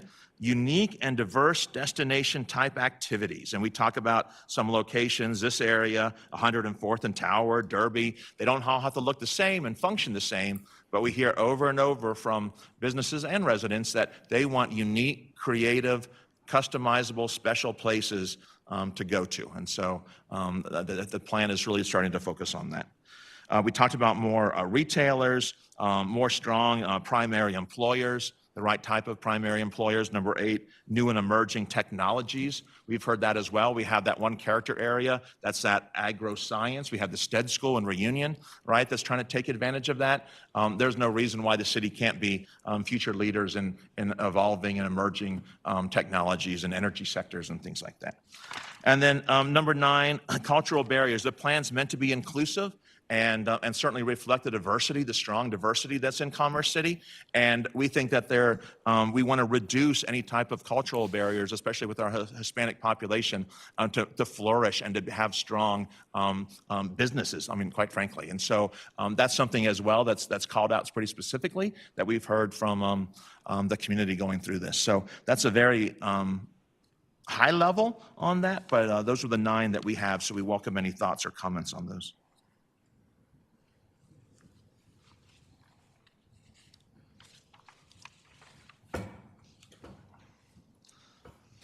Next. Steve, thank you for that. So out in the community, I've heard over and over again a few different times about cultural barriers and I'm cautious on how to say it, but we'll take our business to other cities because they're friendlier than Commerce City, I think is a nice way to put it, in terms of there's cultural barriers within the city. So, just one of those kind of priorities of doing business with the demographic that I would say that are in the core city and or the Northern Range, but I've heard that multiple times just out and about. So I'm glad to see that cultural barriers, number 9, is one of those items here. Thank you. Great, thank you. That's a great point, and we definitely have heard that too, and want to acknowledge that. Yeah, I think a theme you'll see throughout a lot of the goals and objectives is about inclusivity, right? And in all the different ways that can mean, right? Different ages, different cultures, different everythings, right? Different parts of the city you live in, different abilities. And so we've tried to be inclusive and include that multiple times throughout here. So I think you'll see that quite a bit. Housing and neighborhoods. Yes, sir. Wanted to say on that as well, Aurora has done really good, because you go to their civic building, and it shows all different flags from different countries, and they have all different cultural events to incorporate all races, so Absolutely. and ethnicity. So I just wanted to put that out there. It'd be great to see Commerce City have a little bit more of that, because we are really a diverse community. Absolutely. So I appreciate that. Absolutely. Thank you. So our next chapter, and sometimes we'll call it chapter, sometimes we'll call it element. It's the same thing. Next chapter is housing and neighborhoods, obviously another really big topic for the city. So you'll see 7 goals in this chapter. 1, right, does the city have a full range of housing options, right? Something for everybody. Right, I think there was something earlier tonight, right? But the homelessness is it is not a new issue, it is not a new problem. It is new to the comp plan. It was not really addressed, right, in 2010. And so it is something that we have heard that does need to be recognized and addressed in this update to the comp plan. So you'll see a goal about that. Existing neighborhoods and new neighborhoods, right? A lot of what we heard from the community were that there were different needs for those, right? Obviously, as neighborhoods age, they have different needs, right? And then brand new neighborhoods come in. And so you have some goals for both of those. And we want to be sure that they're both the best that they can be. There is a goal on code enforcement, right? Increasing code enforcement and creating the best neighborhoods they can be. A sense of community, that's something we heard a lot from the community as well, that no matter which neighborhood they lived in, right, new or old, or even if they were part of our, anywhere in the city, that they wanted to feel a sense of community where they lived. And that certainly means different things for different people, but it could certainly be across the board. And then number 7, right, the affordable housing issue, the housing situation in 2010 was very, very different than it is today as well. And so that has, right, our language has shifted on that. So you'll see a goal for affordable housing as well. Again, there's a lot in that chapter, I realize that. And we can certainly get into the details as you all would like. I have a question. Yes, sir. On the housing and neighborhoods. It's number 4A. Buffer residential development from BIA. What was our setback in that northern range on the east side of E470. Setback. Currently? As it relates to the airport or Yeah. E470? No, the airport. So I was looking, there's no maps here. We have that DIA technology strip, remember? yeah. And that was meant to be that rumble noise, right? Right. Not necessarily the flight path. And I believe, I want to say it's just under half a mile. Okay. I want to say. So, and then you'll see that under the character areas, it's basically remained. I mean, it's still there because we recognize that that's still a legitimate concern that we want to protect those future residents from. Okay. Yeah. All right, thank you. You're welcome. In addition to the noise contours. Right. The noise contours, yeah, I've always, Yeah. but this is that. Yeah. Other questions, concerns, or do you feel like something is missing from this housing and neighborhoods chapter? Right, we understand these are very broad, right, very high-level goals, but that's what they're meant to be, and then we can get more and more specific as we go down. Okay? Question for you. In the housing options, ADUs would be in that housing option?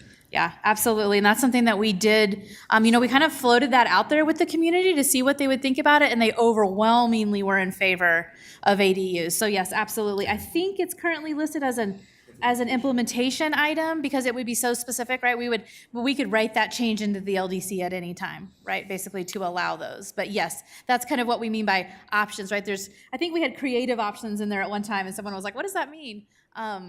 Right, that's what it means, new ways to have, right? It's just not single family home or apartment, right? There's some other options in there. Explain that, go into that, what you were saying about that? Container homes or what? No, accessory dwelling units.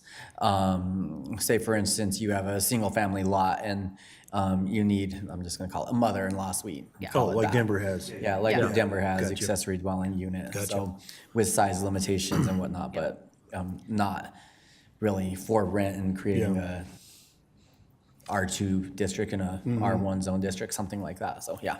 They typically have to be, right, owner-occupied lots and things like that. And then, mother-in-law suites, they're commonly called, right? It helps with that multi-generational housing that is, again, in the affordable housing issues that are around today, that's something that we hear a lot, right? People want those options. Yeah. They want grandma and grandpa to be able to be in the backyard. I wish I had that. That'd be great.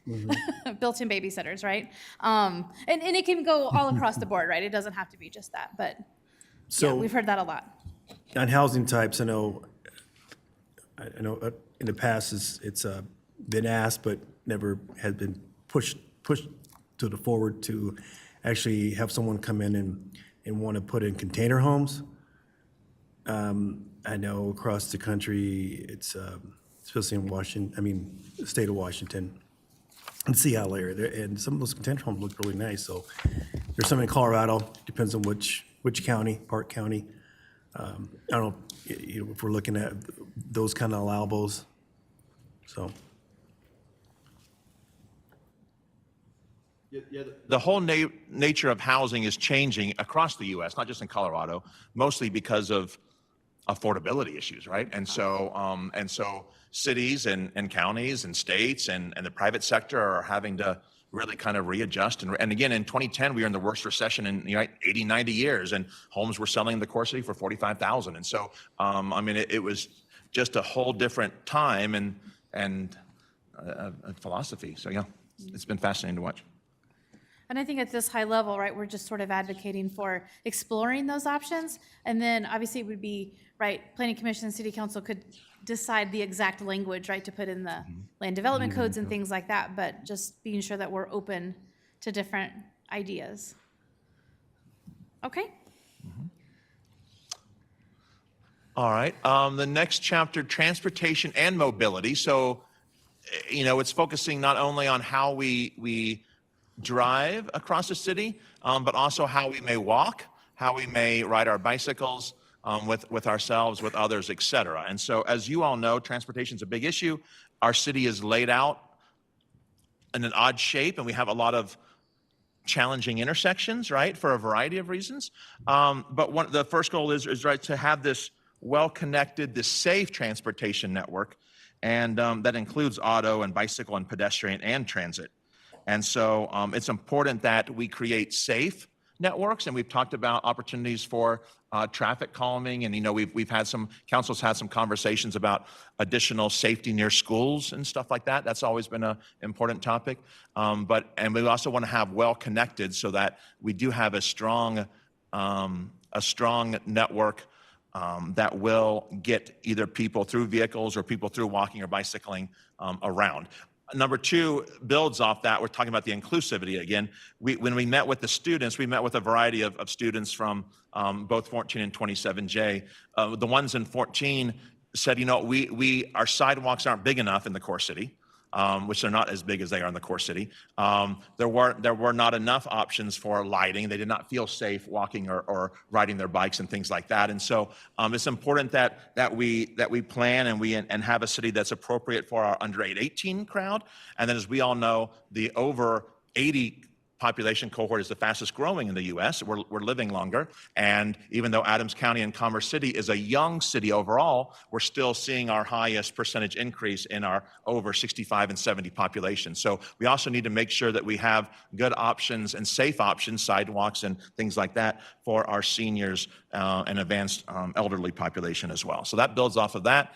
Number three, transit. Yes, we are somewhat restrained by what RTD does. If you all remember, we had the Route 62 not too long ago, right? That is no longer with us for several reasons, but it is important that we continue to try and advance new transit options.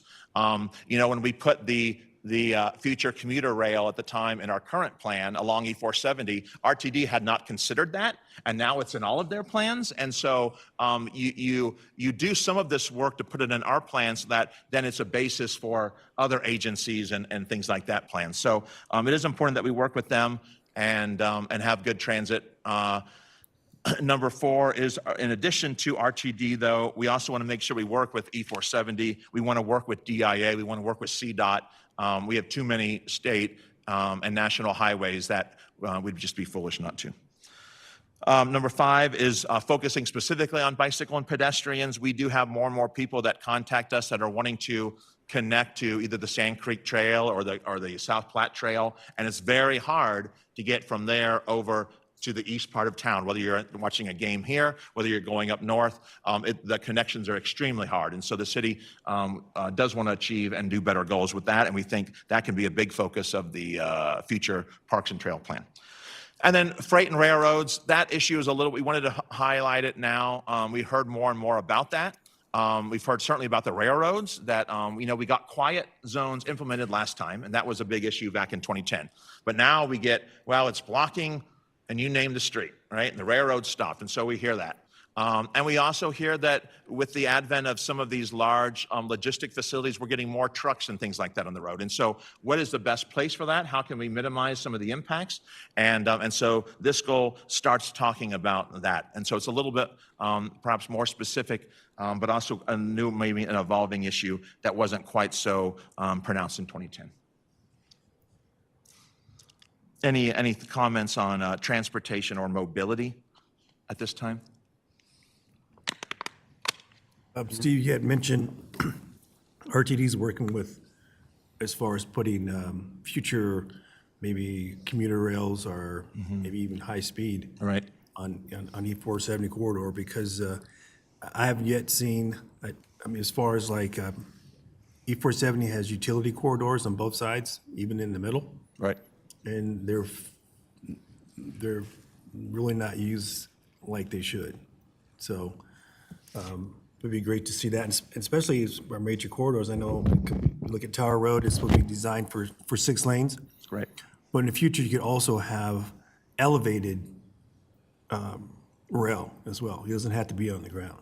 So, thanks. Electric vehicles are changing the nature too. Bus rapid transit. Again, RTD is in a little bit of a different situation, right? They're struggling financially as well, but there's always been that, not always, but there's been that vision of having more bus rapid transit opportunities that you see that's much cheaper than these type of commuter rail or light rail operations. So, but those are all good discussions that we've heard. Steve, one other point. Yes. To that, yeah, I would think about future thinking towards how you brought up EVs, but potential other other fueled vehicles or Okay. other methods of, because it's kind of set in the now.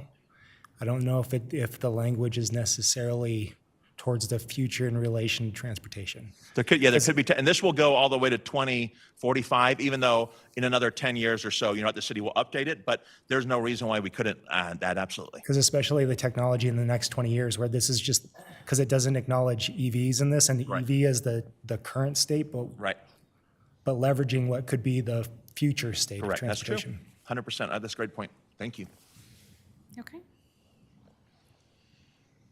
Okay, the next chapter, it's got a loaded title here, doesn't it? Parks, Recreation, Open Space, and the Natural Environment. There's a lot there. And yet these goals are very sort of general and high nature, but they really cover a lot. Maintain and improve existing parks, right, to ensure they're accessible and inclusive. So we need to do that with our existing parks, and then we have to design and build future parks to ensure that they're accessible and inclusive as well. So trying to be sure we have both ends of the spectrum there. Recreational opportunities, right? That goes back to what we've been saying that we kept hearing, right? Recreational opportunities can include so many things. It can include, right, the sports facilities. It can include our rec centers, but it doesn't have to be limited to that, right? There's all sorts of other things we kept hearing that people wanted, right? Some other types of venues, right? Venues for performances of different types, amphitheater space and things like that. So recreational opportunities can include all of those different types of things and across the year, right? Indoor and outdoor. And then finally, again, back to trails and open space, right? Sort of building off of that transportation chapter and trails, just making sure that we have those multi-use trails and that they're connecting all of our open space, connecting our different recreation opportunities so that you have a way to connect between those. So those, again, there's only a few there, but they're a lot. So those are the 4 goals that have been identified so far for the Parks and Rec chapter. Again, remembering that there will be a much needed Parks and Rec and Golf Master Plan update coming shortly thereafter. So that can further build upon this plan and get some more specifics as well. Yes, sir. So I noticed this is noted further down in the document, but just the connectivity to, I know it was in the planning with Bar Lake, but it might be nice to note that here, the connectivity and future connectivity of trails or connection to that recreation opportunity as well. Sure.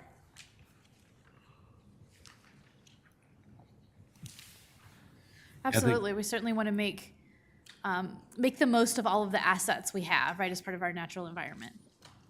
Absolutely. I think one goal on this one too would be, when the site gets designated for like a future park, it seems like, it's easy to go out there and you have those signs out there that say this is gonna be a future park, but then that sign sits there for like 8 years and it just says future park. So being able to, when it's gonna be a future park, or you're gonna note it, to actually, either make it a park or just don't put the sign there or something. Or maybe we say open space or something like that in the interim or something like that, right? But Right. yeah. Because of that one across on the Second Creek open space over there. Oh, sure. It's been a park for a while. There's been some that have been set aside for 20 years, Yeah. but yes. Yeah. Timing is always a challenge, right? And timing think is the driven sign- by funding. There might be one other thing just related to activities, because I just noticed this on the north side of the airport at the turf farm, that they have where they fly gliders on the weekends.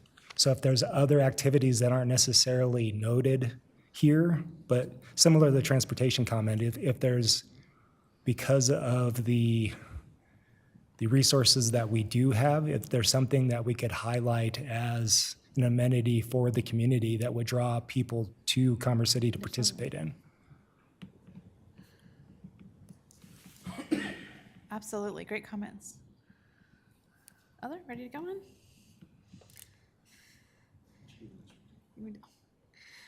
Okay, next chapter. This one has a lot. This is sort of the other chapter that includes everything else. Public facilities and infrastructure, right? So that means a lot, right? City facilities, schools, right? Fire, infrastructure, right? Water, wastewater lines. Again, it includes a lot. So we do have a specific goal about the school district, right? We heard that We've heard that over and over throughout, right? That's such an important, even though recognizing the city is not in charge of the school districts and that we have multiple school districts, just recognizing the importance of that and being sure that we are, right, coordinating and being the best partners that we can and planning accordingly. So we do have a goal about that. We have a goal, maintain high quality public safety and emergency response services, right? This is where we could add an objective about response times and about, right, those locational standards. But we certainly recognize that's a big issue, right? Only a piece of that is right under the city, right? Police is city, but our fire district is a separate entity. So again, that partnerships coordination, right, that you've heard throughout. 3 is interesting. You know, we heard from the community and from council for that matter, that the school districts were an important piece, but they weren't the only piece of education, right? People were really interested in like these lifelong opportunities, whether it be, you know, life skills classes, right? Different types of language classes, things available for folks of all ages, of all abilities, from all backgrounds. And so that's something that we heard a lot. And so we put that in there as a goal because it was so important. And again, it plays into those other things, right? Those spaces and those public gathering spaces, could they offer some of these, right? And it all ties together. I think Steve mentioned this a little bit, but we kept hearing also that the city, right, the community would love some type of large-scale medical campus or hospital. Again, the city doesn't necessarily build a hospital, right? But we can be sure that we recognize that that's something that the city desires and that there's land for it and that there's, right, land that can accommodate it in terms of the transportation and the infrastructure and things like that. So we do have that in there as a goal as well. And then infrastructure as a whole, right? High quality, appropriate infrastructure, right? That might mean installing infrastructure that's missing in an area that is developed, right? And that it's substandard in some way. And then certainly having appropriate infrastructure as the city continues to grow and develop. And that can mean obviously water and wastewater, right? You see on number 7, but that can mean other things too, right? Roads, it can also mean things like high-speed internet and things like that. So infrastructure is certainly a big one. Again, that 5 and 7 go together there. City financial stability was something that was addressed quite a bit in the 2010 comp plans. We did carry that over. Obviously, that's an important facet of the city long-term, right? Making sure that it's stable. And then 8, I think, is a little bit newer nuance in this comp plan. Access and transparency to local government, right? Something that we hear a lot about now, right? We broadcast our meetings, right? We provide translation services. Also, right, making sure that we use the technology that we have to be as open and inclusive as we can, right? Making sure our website has as much information so that people can find out what's going on, things like that. So just being sure that we recognize that and continue to expand that as technology continues to advance. You know, I want to say on this one here, number 2 with the, well, number 1 with the schools, seeing that the career technical education piece that 27J has introduced in their building and a lot of their high school campuses, it'd be nice that the land that's dedicated for the schools within Commerce City be actually a third bigger, maybe 30% more to accommodate that.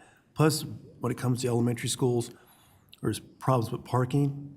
That way they would have adequate parking on their facilities, and then maybe room for growth as far as adding in maybe some other educational or recreational feature. But definitely we need to increase those sizes. I know developers don't want to. Specifically with 27J, and then Okay. weeks to talk about that specific issue. Okay, thank you. Thank you. Sizes. Excuse me, I'm talking too much. Anyone else? Thoughts? Okay. Okay. Before I do this one real quick, Libby's going to pass out. We do on the environmental sustainability, which we'll talk about after this one. We do have some, it is pretty new and hot off the press. So she's giving you a much more complete version. Anyway, on this one, we have 4 And these are actually pretty new compared to the 2010 one. The first one is honor and celebrate the community. So this goes back to what we've heard, right?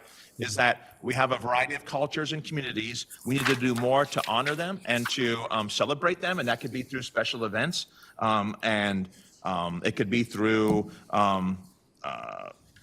focusing on some of the uniqueness of some of our different neighborhoods and also our original communities within Commerce City. So honoring that one. Number two, in our 2010 plan, it's not that old, but we had nothing in there about historic preservation. Our historic preservation plan actually came later than that, but in 2010, it just wasn't as prevalent as it is now. So we do want to talk about ways to preserve and our history and the heritage of Commerce City that is unique. Likewise, number three, arts and cultural resources. So public art was also not that big of an issue in 2010. And so we do have a new public art plan, not new, but we do have a public art plan now that has been passed since that time.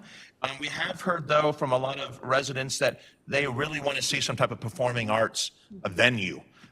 And there's actually room here on the Civic Center for that in the future. It doesn't have to be here, but that's one spot. But certainly as the community grows, the performing arts are becoming more important, and we hear more of that going forward.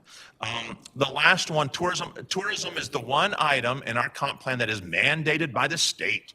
So the state does not require that we or any city have a comp plan. However, they do say comp plan, and they say that the one item you have to have is tourism. And the reason is because we have a strong ski lobby in Colorado, and they want to make sure that their ski resorts are frequented. But anyway, nevertheless, so we talk about tourism. It was in our 2010. We talk about this one, that there are opportunities that the city has, whether it's the wildlife refuge, that's certainly probably the biggest, Dick's Sporting Goods, but also take advantage of all these people flying in and out through DIA at our doorstep.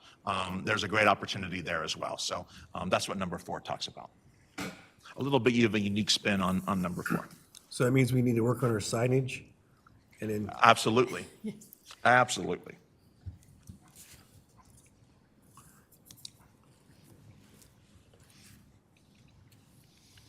All right. Very good. Thank you. Jennifer? You want me to do these? Or you want, What's that? do you want Libby to do these or do you want me to do these? Do the latest one.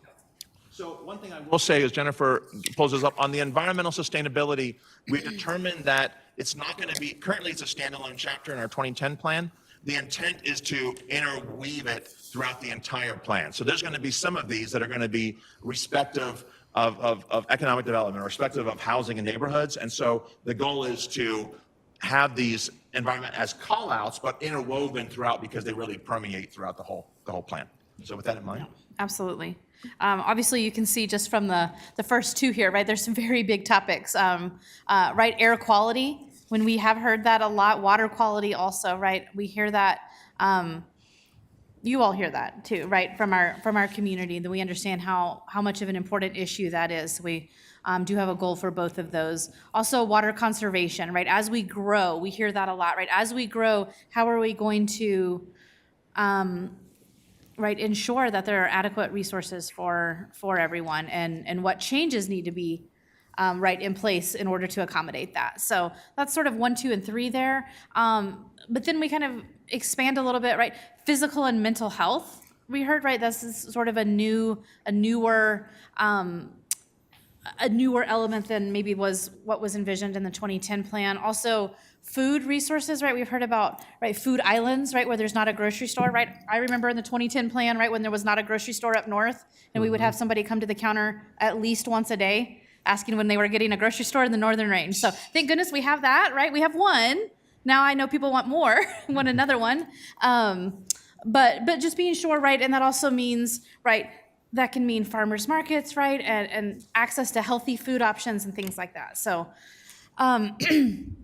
6, emergency and disaster events, right? Fire mitigation, right? That's obviously something that's on everyone's mind, right? There are certainly other types of disasters that we can be prepared for. Sustainable growth practices, right? As we grow, which we will continue to grow, right? How do we do that in a sustainable way? And then 8 and 9 are really both sort of focused on sustainable practices. One, sort of the city specifically, right? At city facilities, how do we practice sustainability? And then how do we encourage that in the city at as a whole, just beyond our facilities. So again, there's absolutely a lot there, and those will be throughout the plan as appropriate, right, in different spots, different call-outs. I don't know if we know exactly how that's gonna look quite yet, but we know that it's that important that it'll be throughout and probably highlighted in some type of special way to make note of it.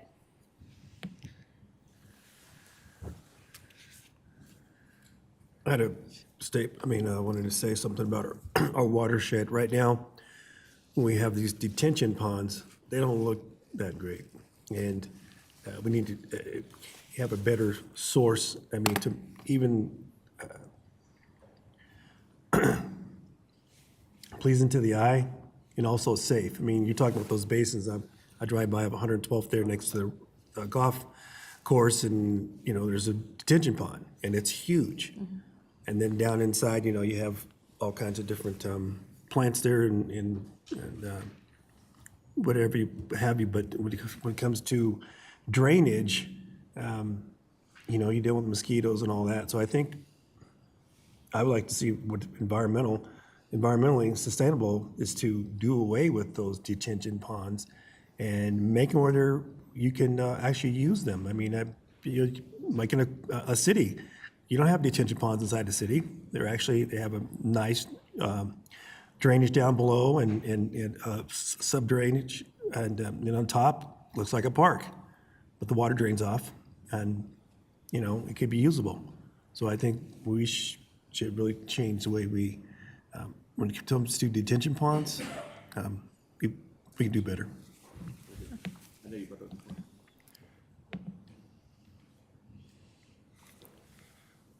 Yes, sir. And I'm just unfamiliar with the process relative to the city, but has there been any discussion relative to model codes and setting benchmarks higher than, say, energy code, building code? Has there been any discussion relative to that? Yes, and the building code is actually getting ready to do their latest update, but they are going to go to council, I think, before the end of the year about green codes or energy code, and see kind of the appetite that council has on that. So I do think our building official came from the DC area before he started here, and I think there is some desire to, it may not be the whole thing, but to certainly look at what may work in our community in Colorado.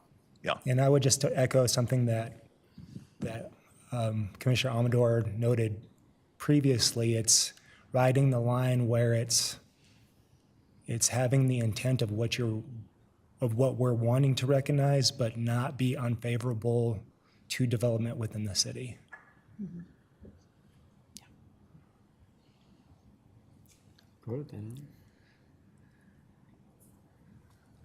Other thoughts? Okay. Awesome. Okay. How are we doing on time?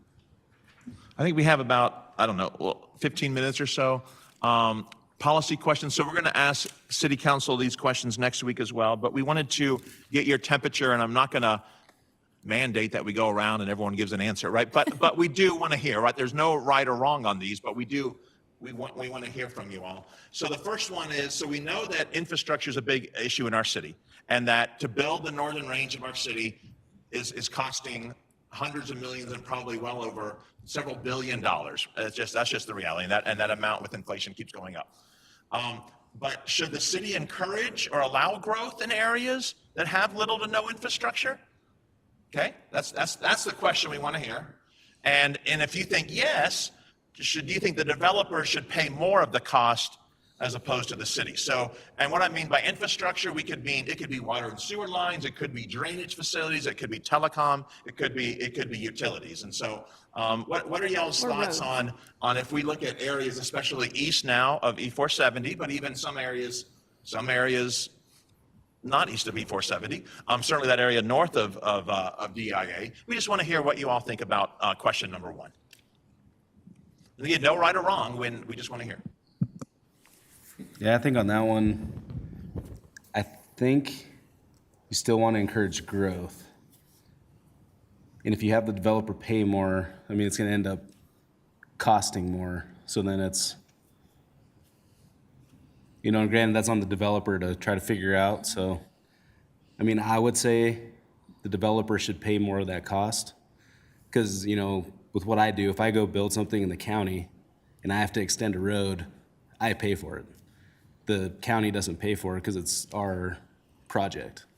So if the developer wants to do a project, if they think they can recover the cost, they should take the burden on taking a road out to where they want to build. And that's, pretty typical. Because they think they can get it, so, they're gonna take the risk and build the infrastructure.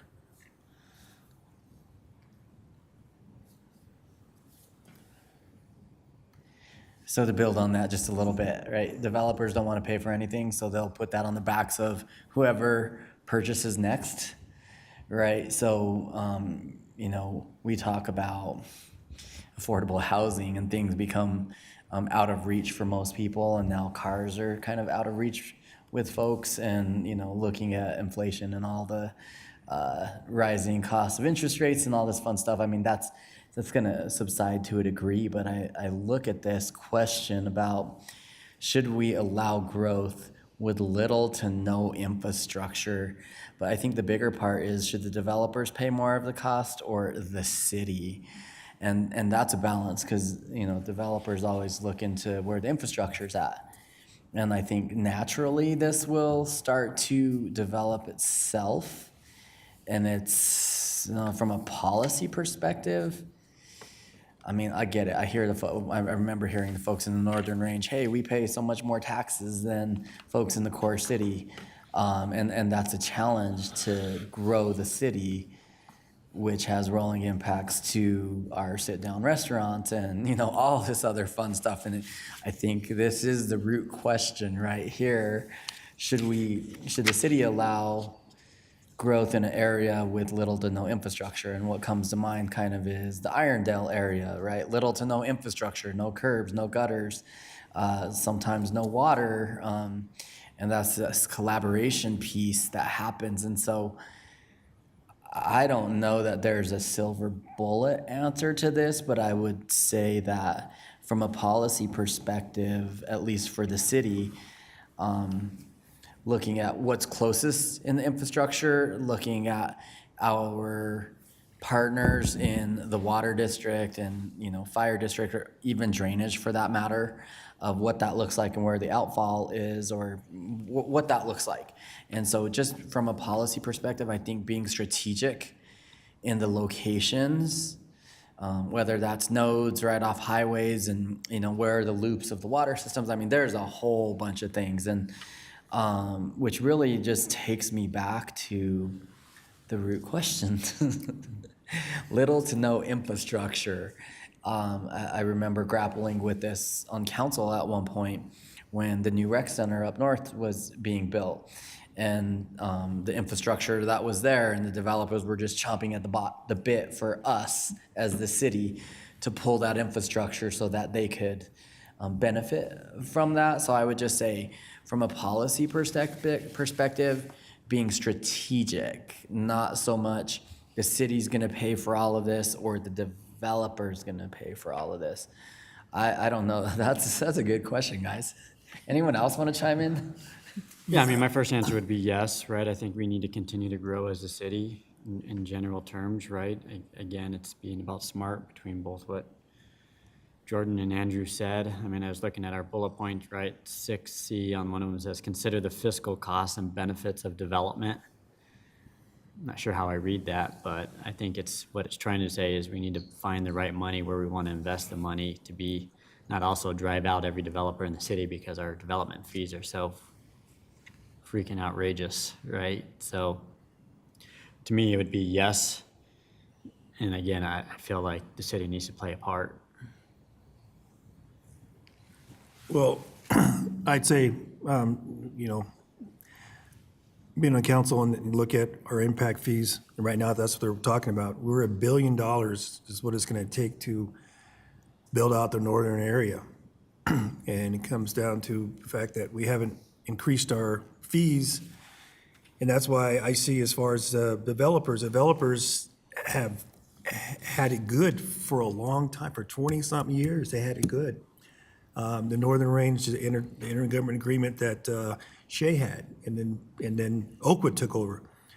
Their drainage fees were very small, compared to what they should be of $4,000, like say $4,500 versus $460.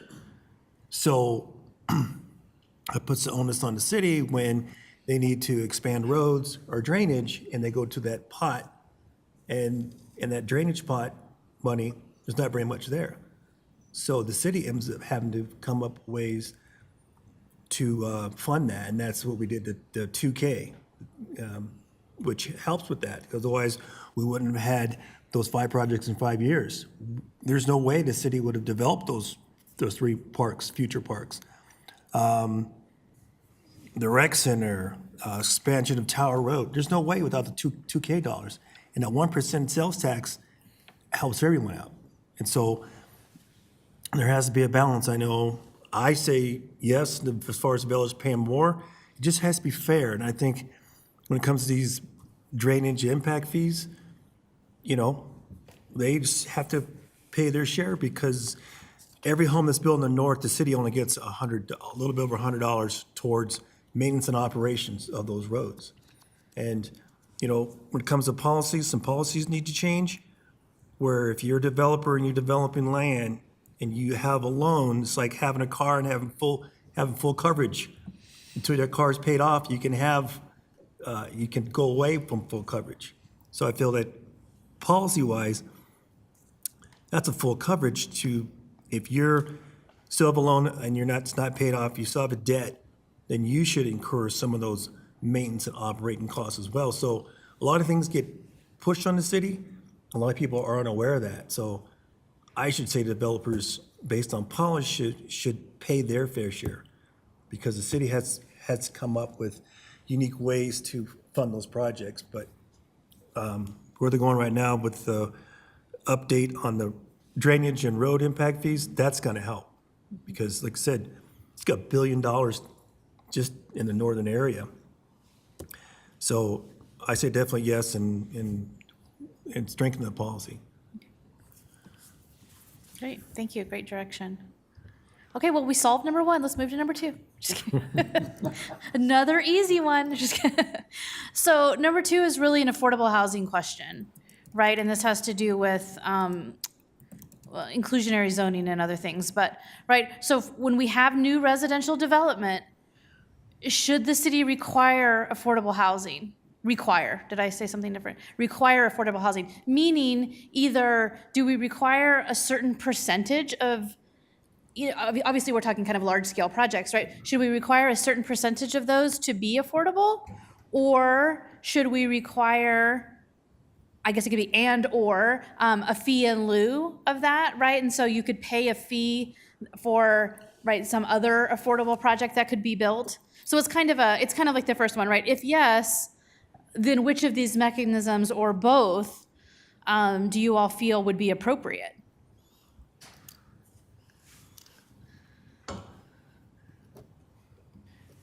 So from a policy perspective, for sure, I think the answer is yes, that new residential developments should require affordable housing as a percent. I don't think the fee in lieu will ever materialize to the point of getting affordable housing in a new project. I just don't see that happening, and that's Andrew's view of the world.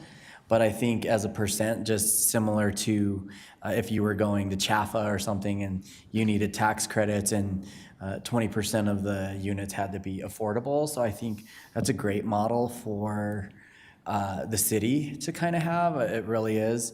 And I just think that as a percent, that would be a really good direction for us to go, and really a feel-good story as well, as this is something that we're doing and implementing in the long range. So that's my 2 cents. Thank you.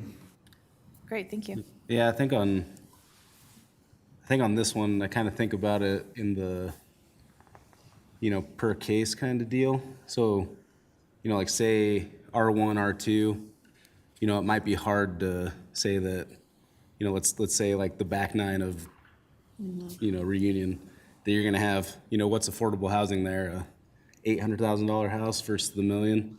You know, you might not get the, you know, exactly where you need it to be. So maybe it's like a percent of units in R3, R4, fee in lieu, R1, R2, just to help with the R3, R4, or, something like that. But I agree that if you don't have it as like a unit and people just pay money, it'll never materialize into real housing.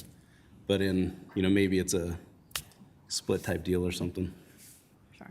And you're right, there has to be all sorts of sort of like thresholds, right, in terms of how many units and things like that. But as a policy question, so far, I'm hearing yes. Other thoughts? Yeah, I would just add too, as I think about the Stapleton redevelopment, $9.7 billion moving from the south to the north, and Commerce City, the houses that are here in this last square mile, right, by Dick's Soccer Stadium that got redeveloped. The developer took the position, yeah, we're gonna go ahead and give affordable housing. And they got to the end and realized all the affordable housing had to be in that last square mile. And so I would just say from a policy perspective, holding their feet to the fire, because what it really does is someone that needs an affordable unit can afford to live in a nice community as it's being developed. And so we have that opportunity as the city to say, yep, we're developing, but I think from a policy perspective, per project. And so I'm cautious that might be a little too hard, but I don't want it to end up the very last square mile of, the northern range in 100 years from now. So cautious. And one other point relative to that in relation to adjacent municipalities, in adopting that would be looking at the review timing relative to the adoption of it. If there and the adverse impacts that could affect city staff relative to if there's a timeline put into a place where you have a deadline of affordable housing projects have to be approved by this point. There might be adverse effects on city staff to meet those deadlines.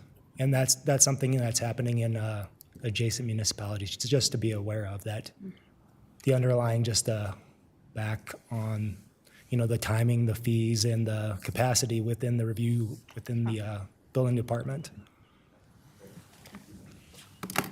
I also like to add that, this, when it comes to affordable housing, it's actually a state problem, not just, within each municipality, but it's something that state could work on that could help out municipalities shoulder that burden.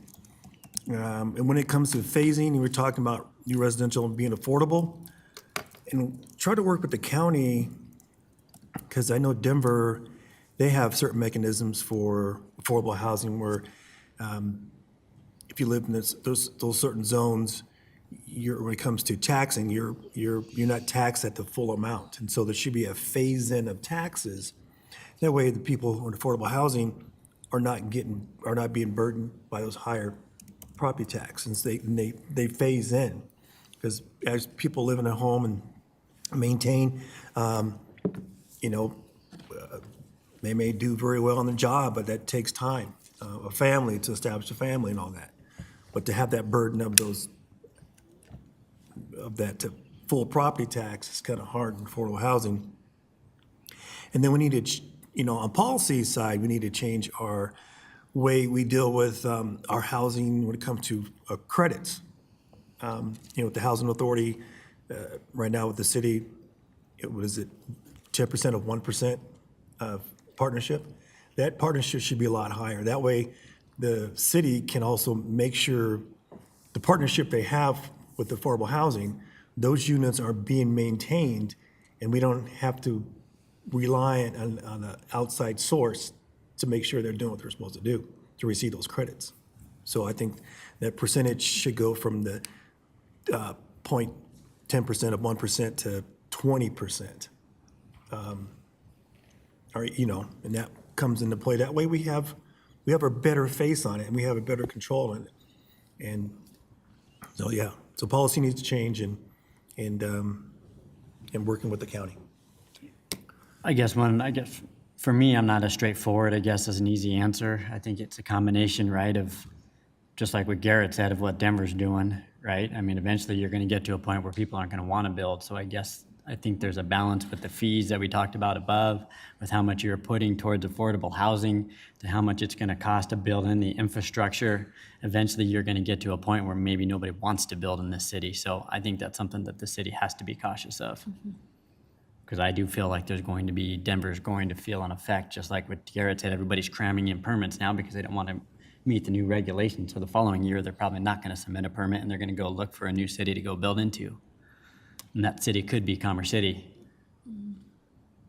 Okay. Okay. Good feedback, thank you. All right, so we'll try and, these shouldn't take as long. Oh. I don't know, can y'all hear me? We're being recorded. All right, these last three shouldn't take as long, but we still want to get y'all's thoughts on this. So the third one is, we've heard from some in the community that that we have a lot of truck businesses, related businesses, and some people say, well, they provide good jobs and good opportunities, and other people say, well, they hurt our streets and our et cetera. So here's the question. Should the city have additional regulations on truck-related businesses? And additional regulations is vague on purpose, but that could be things like things that are, and this also goes to number 4 as well. If something's a use by right now, should it be a conditional use or a use by permit? Maybe. That's one way.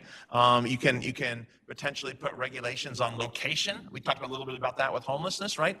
And then you can also do that through site design as well. But those are just some examples. But we want to focus on, do you have any thoughts on truck-related businesses in our city? Do you feel like they're okay and we kind of just keep going along? That's okay? Or do you feel like additional regulations of some capacity may be in order? And if you want to build that into number 4, you can, which is, do you feel like the city has enough use by rights and enough special uses, use by permits or conditional uses, or do you feel like the city has too many of one or another? Again, no right or wrong. We just want to hear from you all. And just as a reminder, a use by permit is approved by the Board of Adjustment, and a conditional use, right, goes before you all Planning Commission and then is approved by City Council, versus a use by right, which just means they can go build there at any time.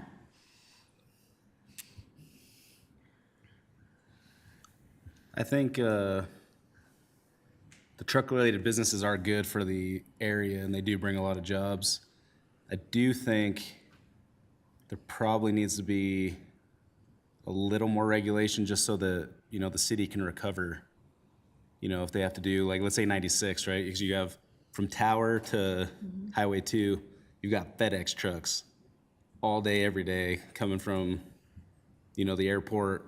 They come on Tower, go that way so they can get over to 88th.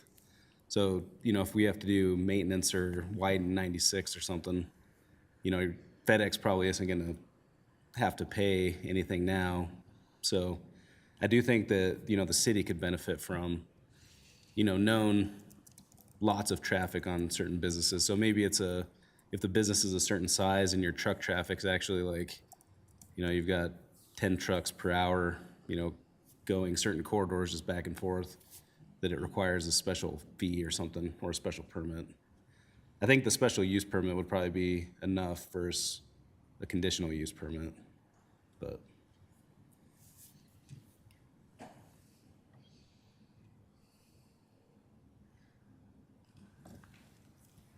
I would say issues right now, you see a lot of trucks are on certain roads they shouldn't be on. And signage is a big thing. And then making sure we have designated truck routes to alleviate trucks from, as far as 96, understand that. And they are. I mean, now you see the on-ramp to Pena that's full of prime, Amazon vehicles. So, I mean, it's logistics. I mean, that's where we get our goods and services. But when it comes to roads being built, I know we get a certain percentage back from our road usage fees when they do license their vehicles. But a lot of those vehicles are also licensed in other states. So we don't receive that percentage that we should. So maybe that's where the special use permit could come in. If you're gonna operate your business in Commerce City, but you're licensed in another state, you're gonna have to have a special use permit in order to use the roads, something like that. Thanks. Okay, so I would have to add in that there's other vehicles besides trucks that are affecting the roads, like buses, so then are we gonna have to tax or do a special use permit with RTD or the school districts because they're using buses? And then secondly, there is a huge trucking businesses in Commerce City. Down in the in the core city, there is a lot of trucking businesses, and I deal with them all the time. So if you start putting special use permits and additional taxes or fees or whatever on them, are they gonna pick up and move and go over to Westminster or someplace else where they can find a place to park their trucks and run their business and not have to pay the fees? So that's something you have to look at too. There is a lot of trucking in there, and so if a quarter of them leave, that's a lot of tax dollars that are gonna be going to other places.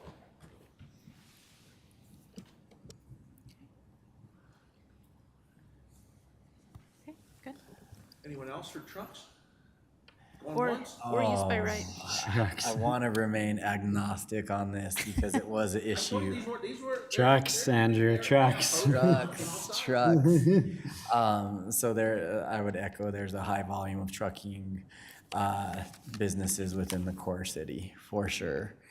I guess I would almost flip that question to staff and just say, do we have a problem? Or is this really about, and you don't have to answer, but is it like, do we have a problem with all of the trucks? I know the community will say, yes, there's a lot of trucks in the city, but it's also a balance of defining our industrial districts and roads. But I don't know that I would go down the road for a special use permit, an additional, I would call it a fee on top of everything else that has to be taken into consideration, especially when there are a lot of folks that would say, well, I'll just move out of Commerce City. It's not a friendly place to be. But on the flip side, we also know that, we are very centralized with the highways that we have very close to here as well.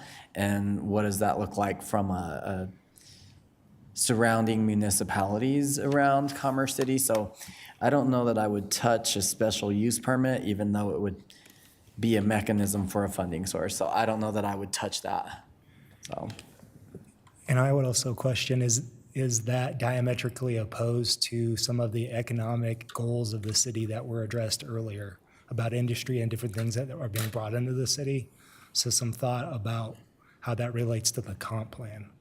Because the special use seems, at least at a base level, it might be diametrically opposed to some of the goals that are in the comp plan. Okay, last policy question. A little bit easier, I think. Do you feel the city needs to improve its image? So that's kind of number one, right? Yes or no? Again, we've heard certain things from the community, but we're trying to get a take from you all. And then if you say yes, I guess, what do you mean by that, right? Or by what means would you go about doing that? And we can talk about some examples, but we'll see what you all come up with first. I'll go for that one. I mean, I think the answer is still yes. I mean, I think that was part of the comp plan. I think that was part of the discussion. I think a lot of the things that we just mentioned in our goals are going to help that improvement, whether you talk about the health, whether you talk about sustainability, whether you talk about code enforcement, our housing in neighborhoods. I mean, every one of those goals to me hits on how we can go improve the image of the city.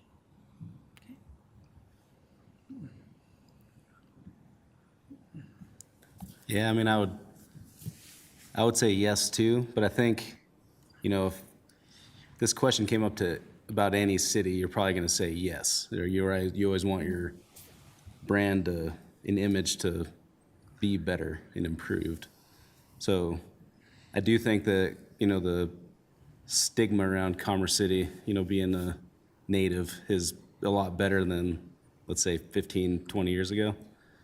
So, I don't think there's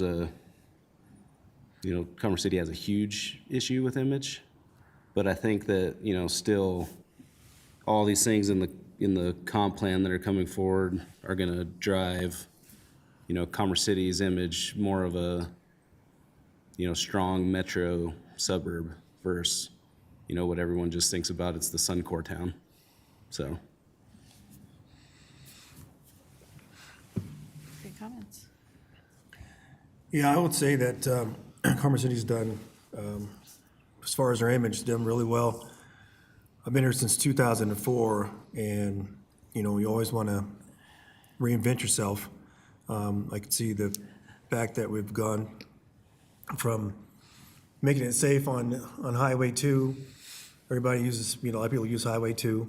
And the lights, as far as improving the light and make sure people are safe, and then the banners. So those banners are not just in the north, they're in the south as well. And, and then as far as like outdoor plumbed toilets at the parks. And you go up north, you got plumbed toilets. In the south, you still have those porta potties. So some of those things need to change. So,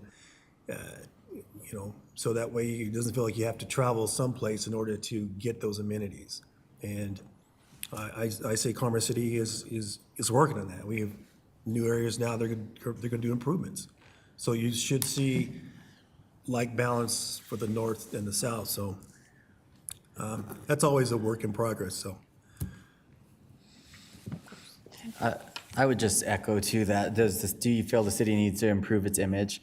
I think through some of the council ordinances that have been implemented in terms of, keeping your weeds and your snow and a whole bunch of other ordinances, the city has done, I think, a really good job of getting folks to take pride in ownership of what they own. So I think the image can always improve, absolutely. I have to tell the joke because it was hilarious, and I still laugh about it, on the 103 Fox way back in the day, and I believe it was Councilman Benson that was pushing to change the name of the city, and I believe it was our leader at that time of the mayor said, well, if you have an ugly girlfriend and you change her name, she's still an ugly girlfriend. And I kind of cracked up laughing, right?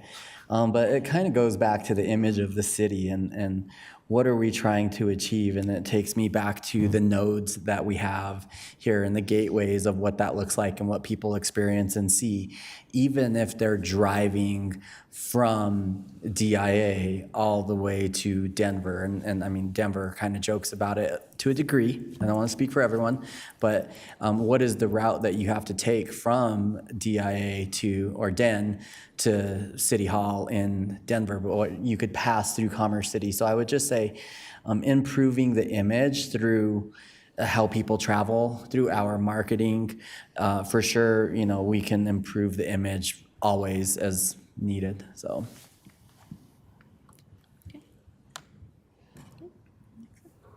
Okay, thank you so much. Like, again, we know that those were big picture questions, no right or wrong answer, but it just helps us have a little bit of a feel for, kind of where you all land on that.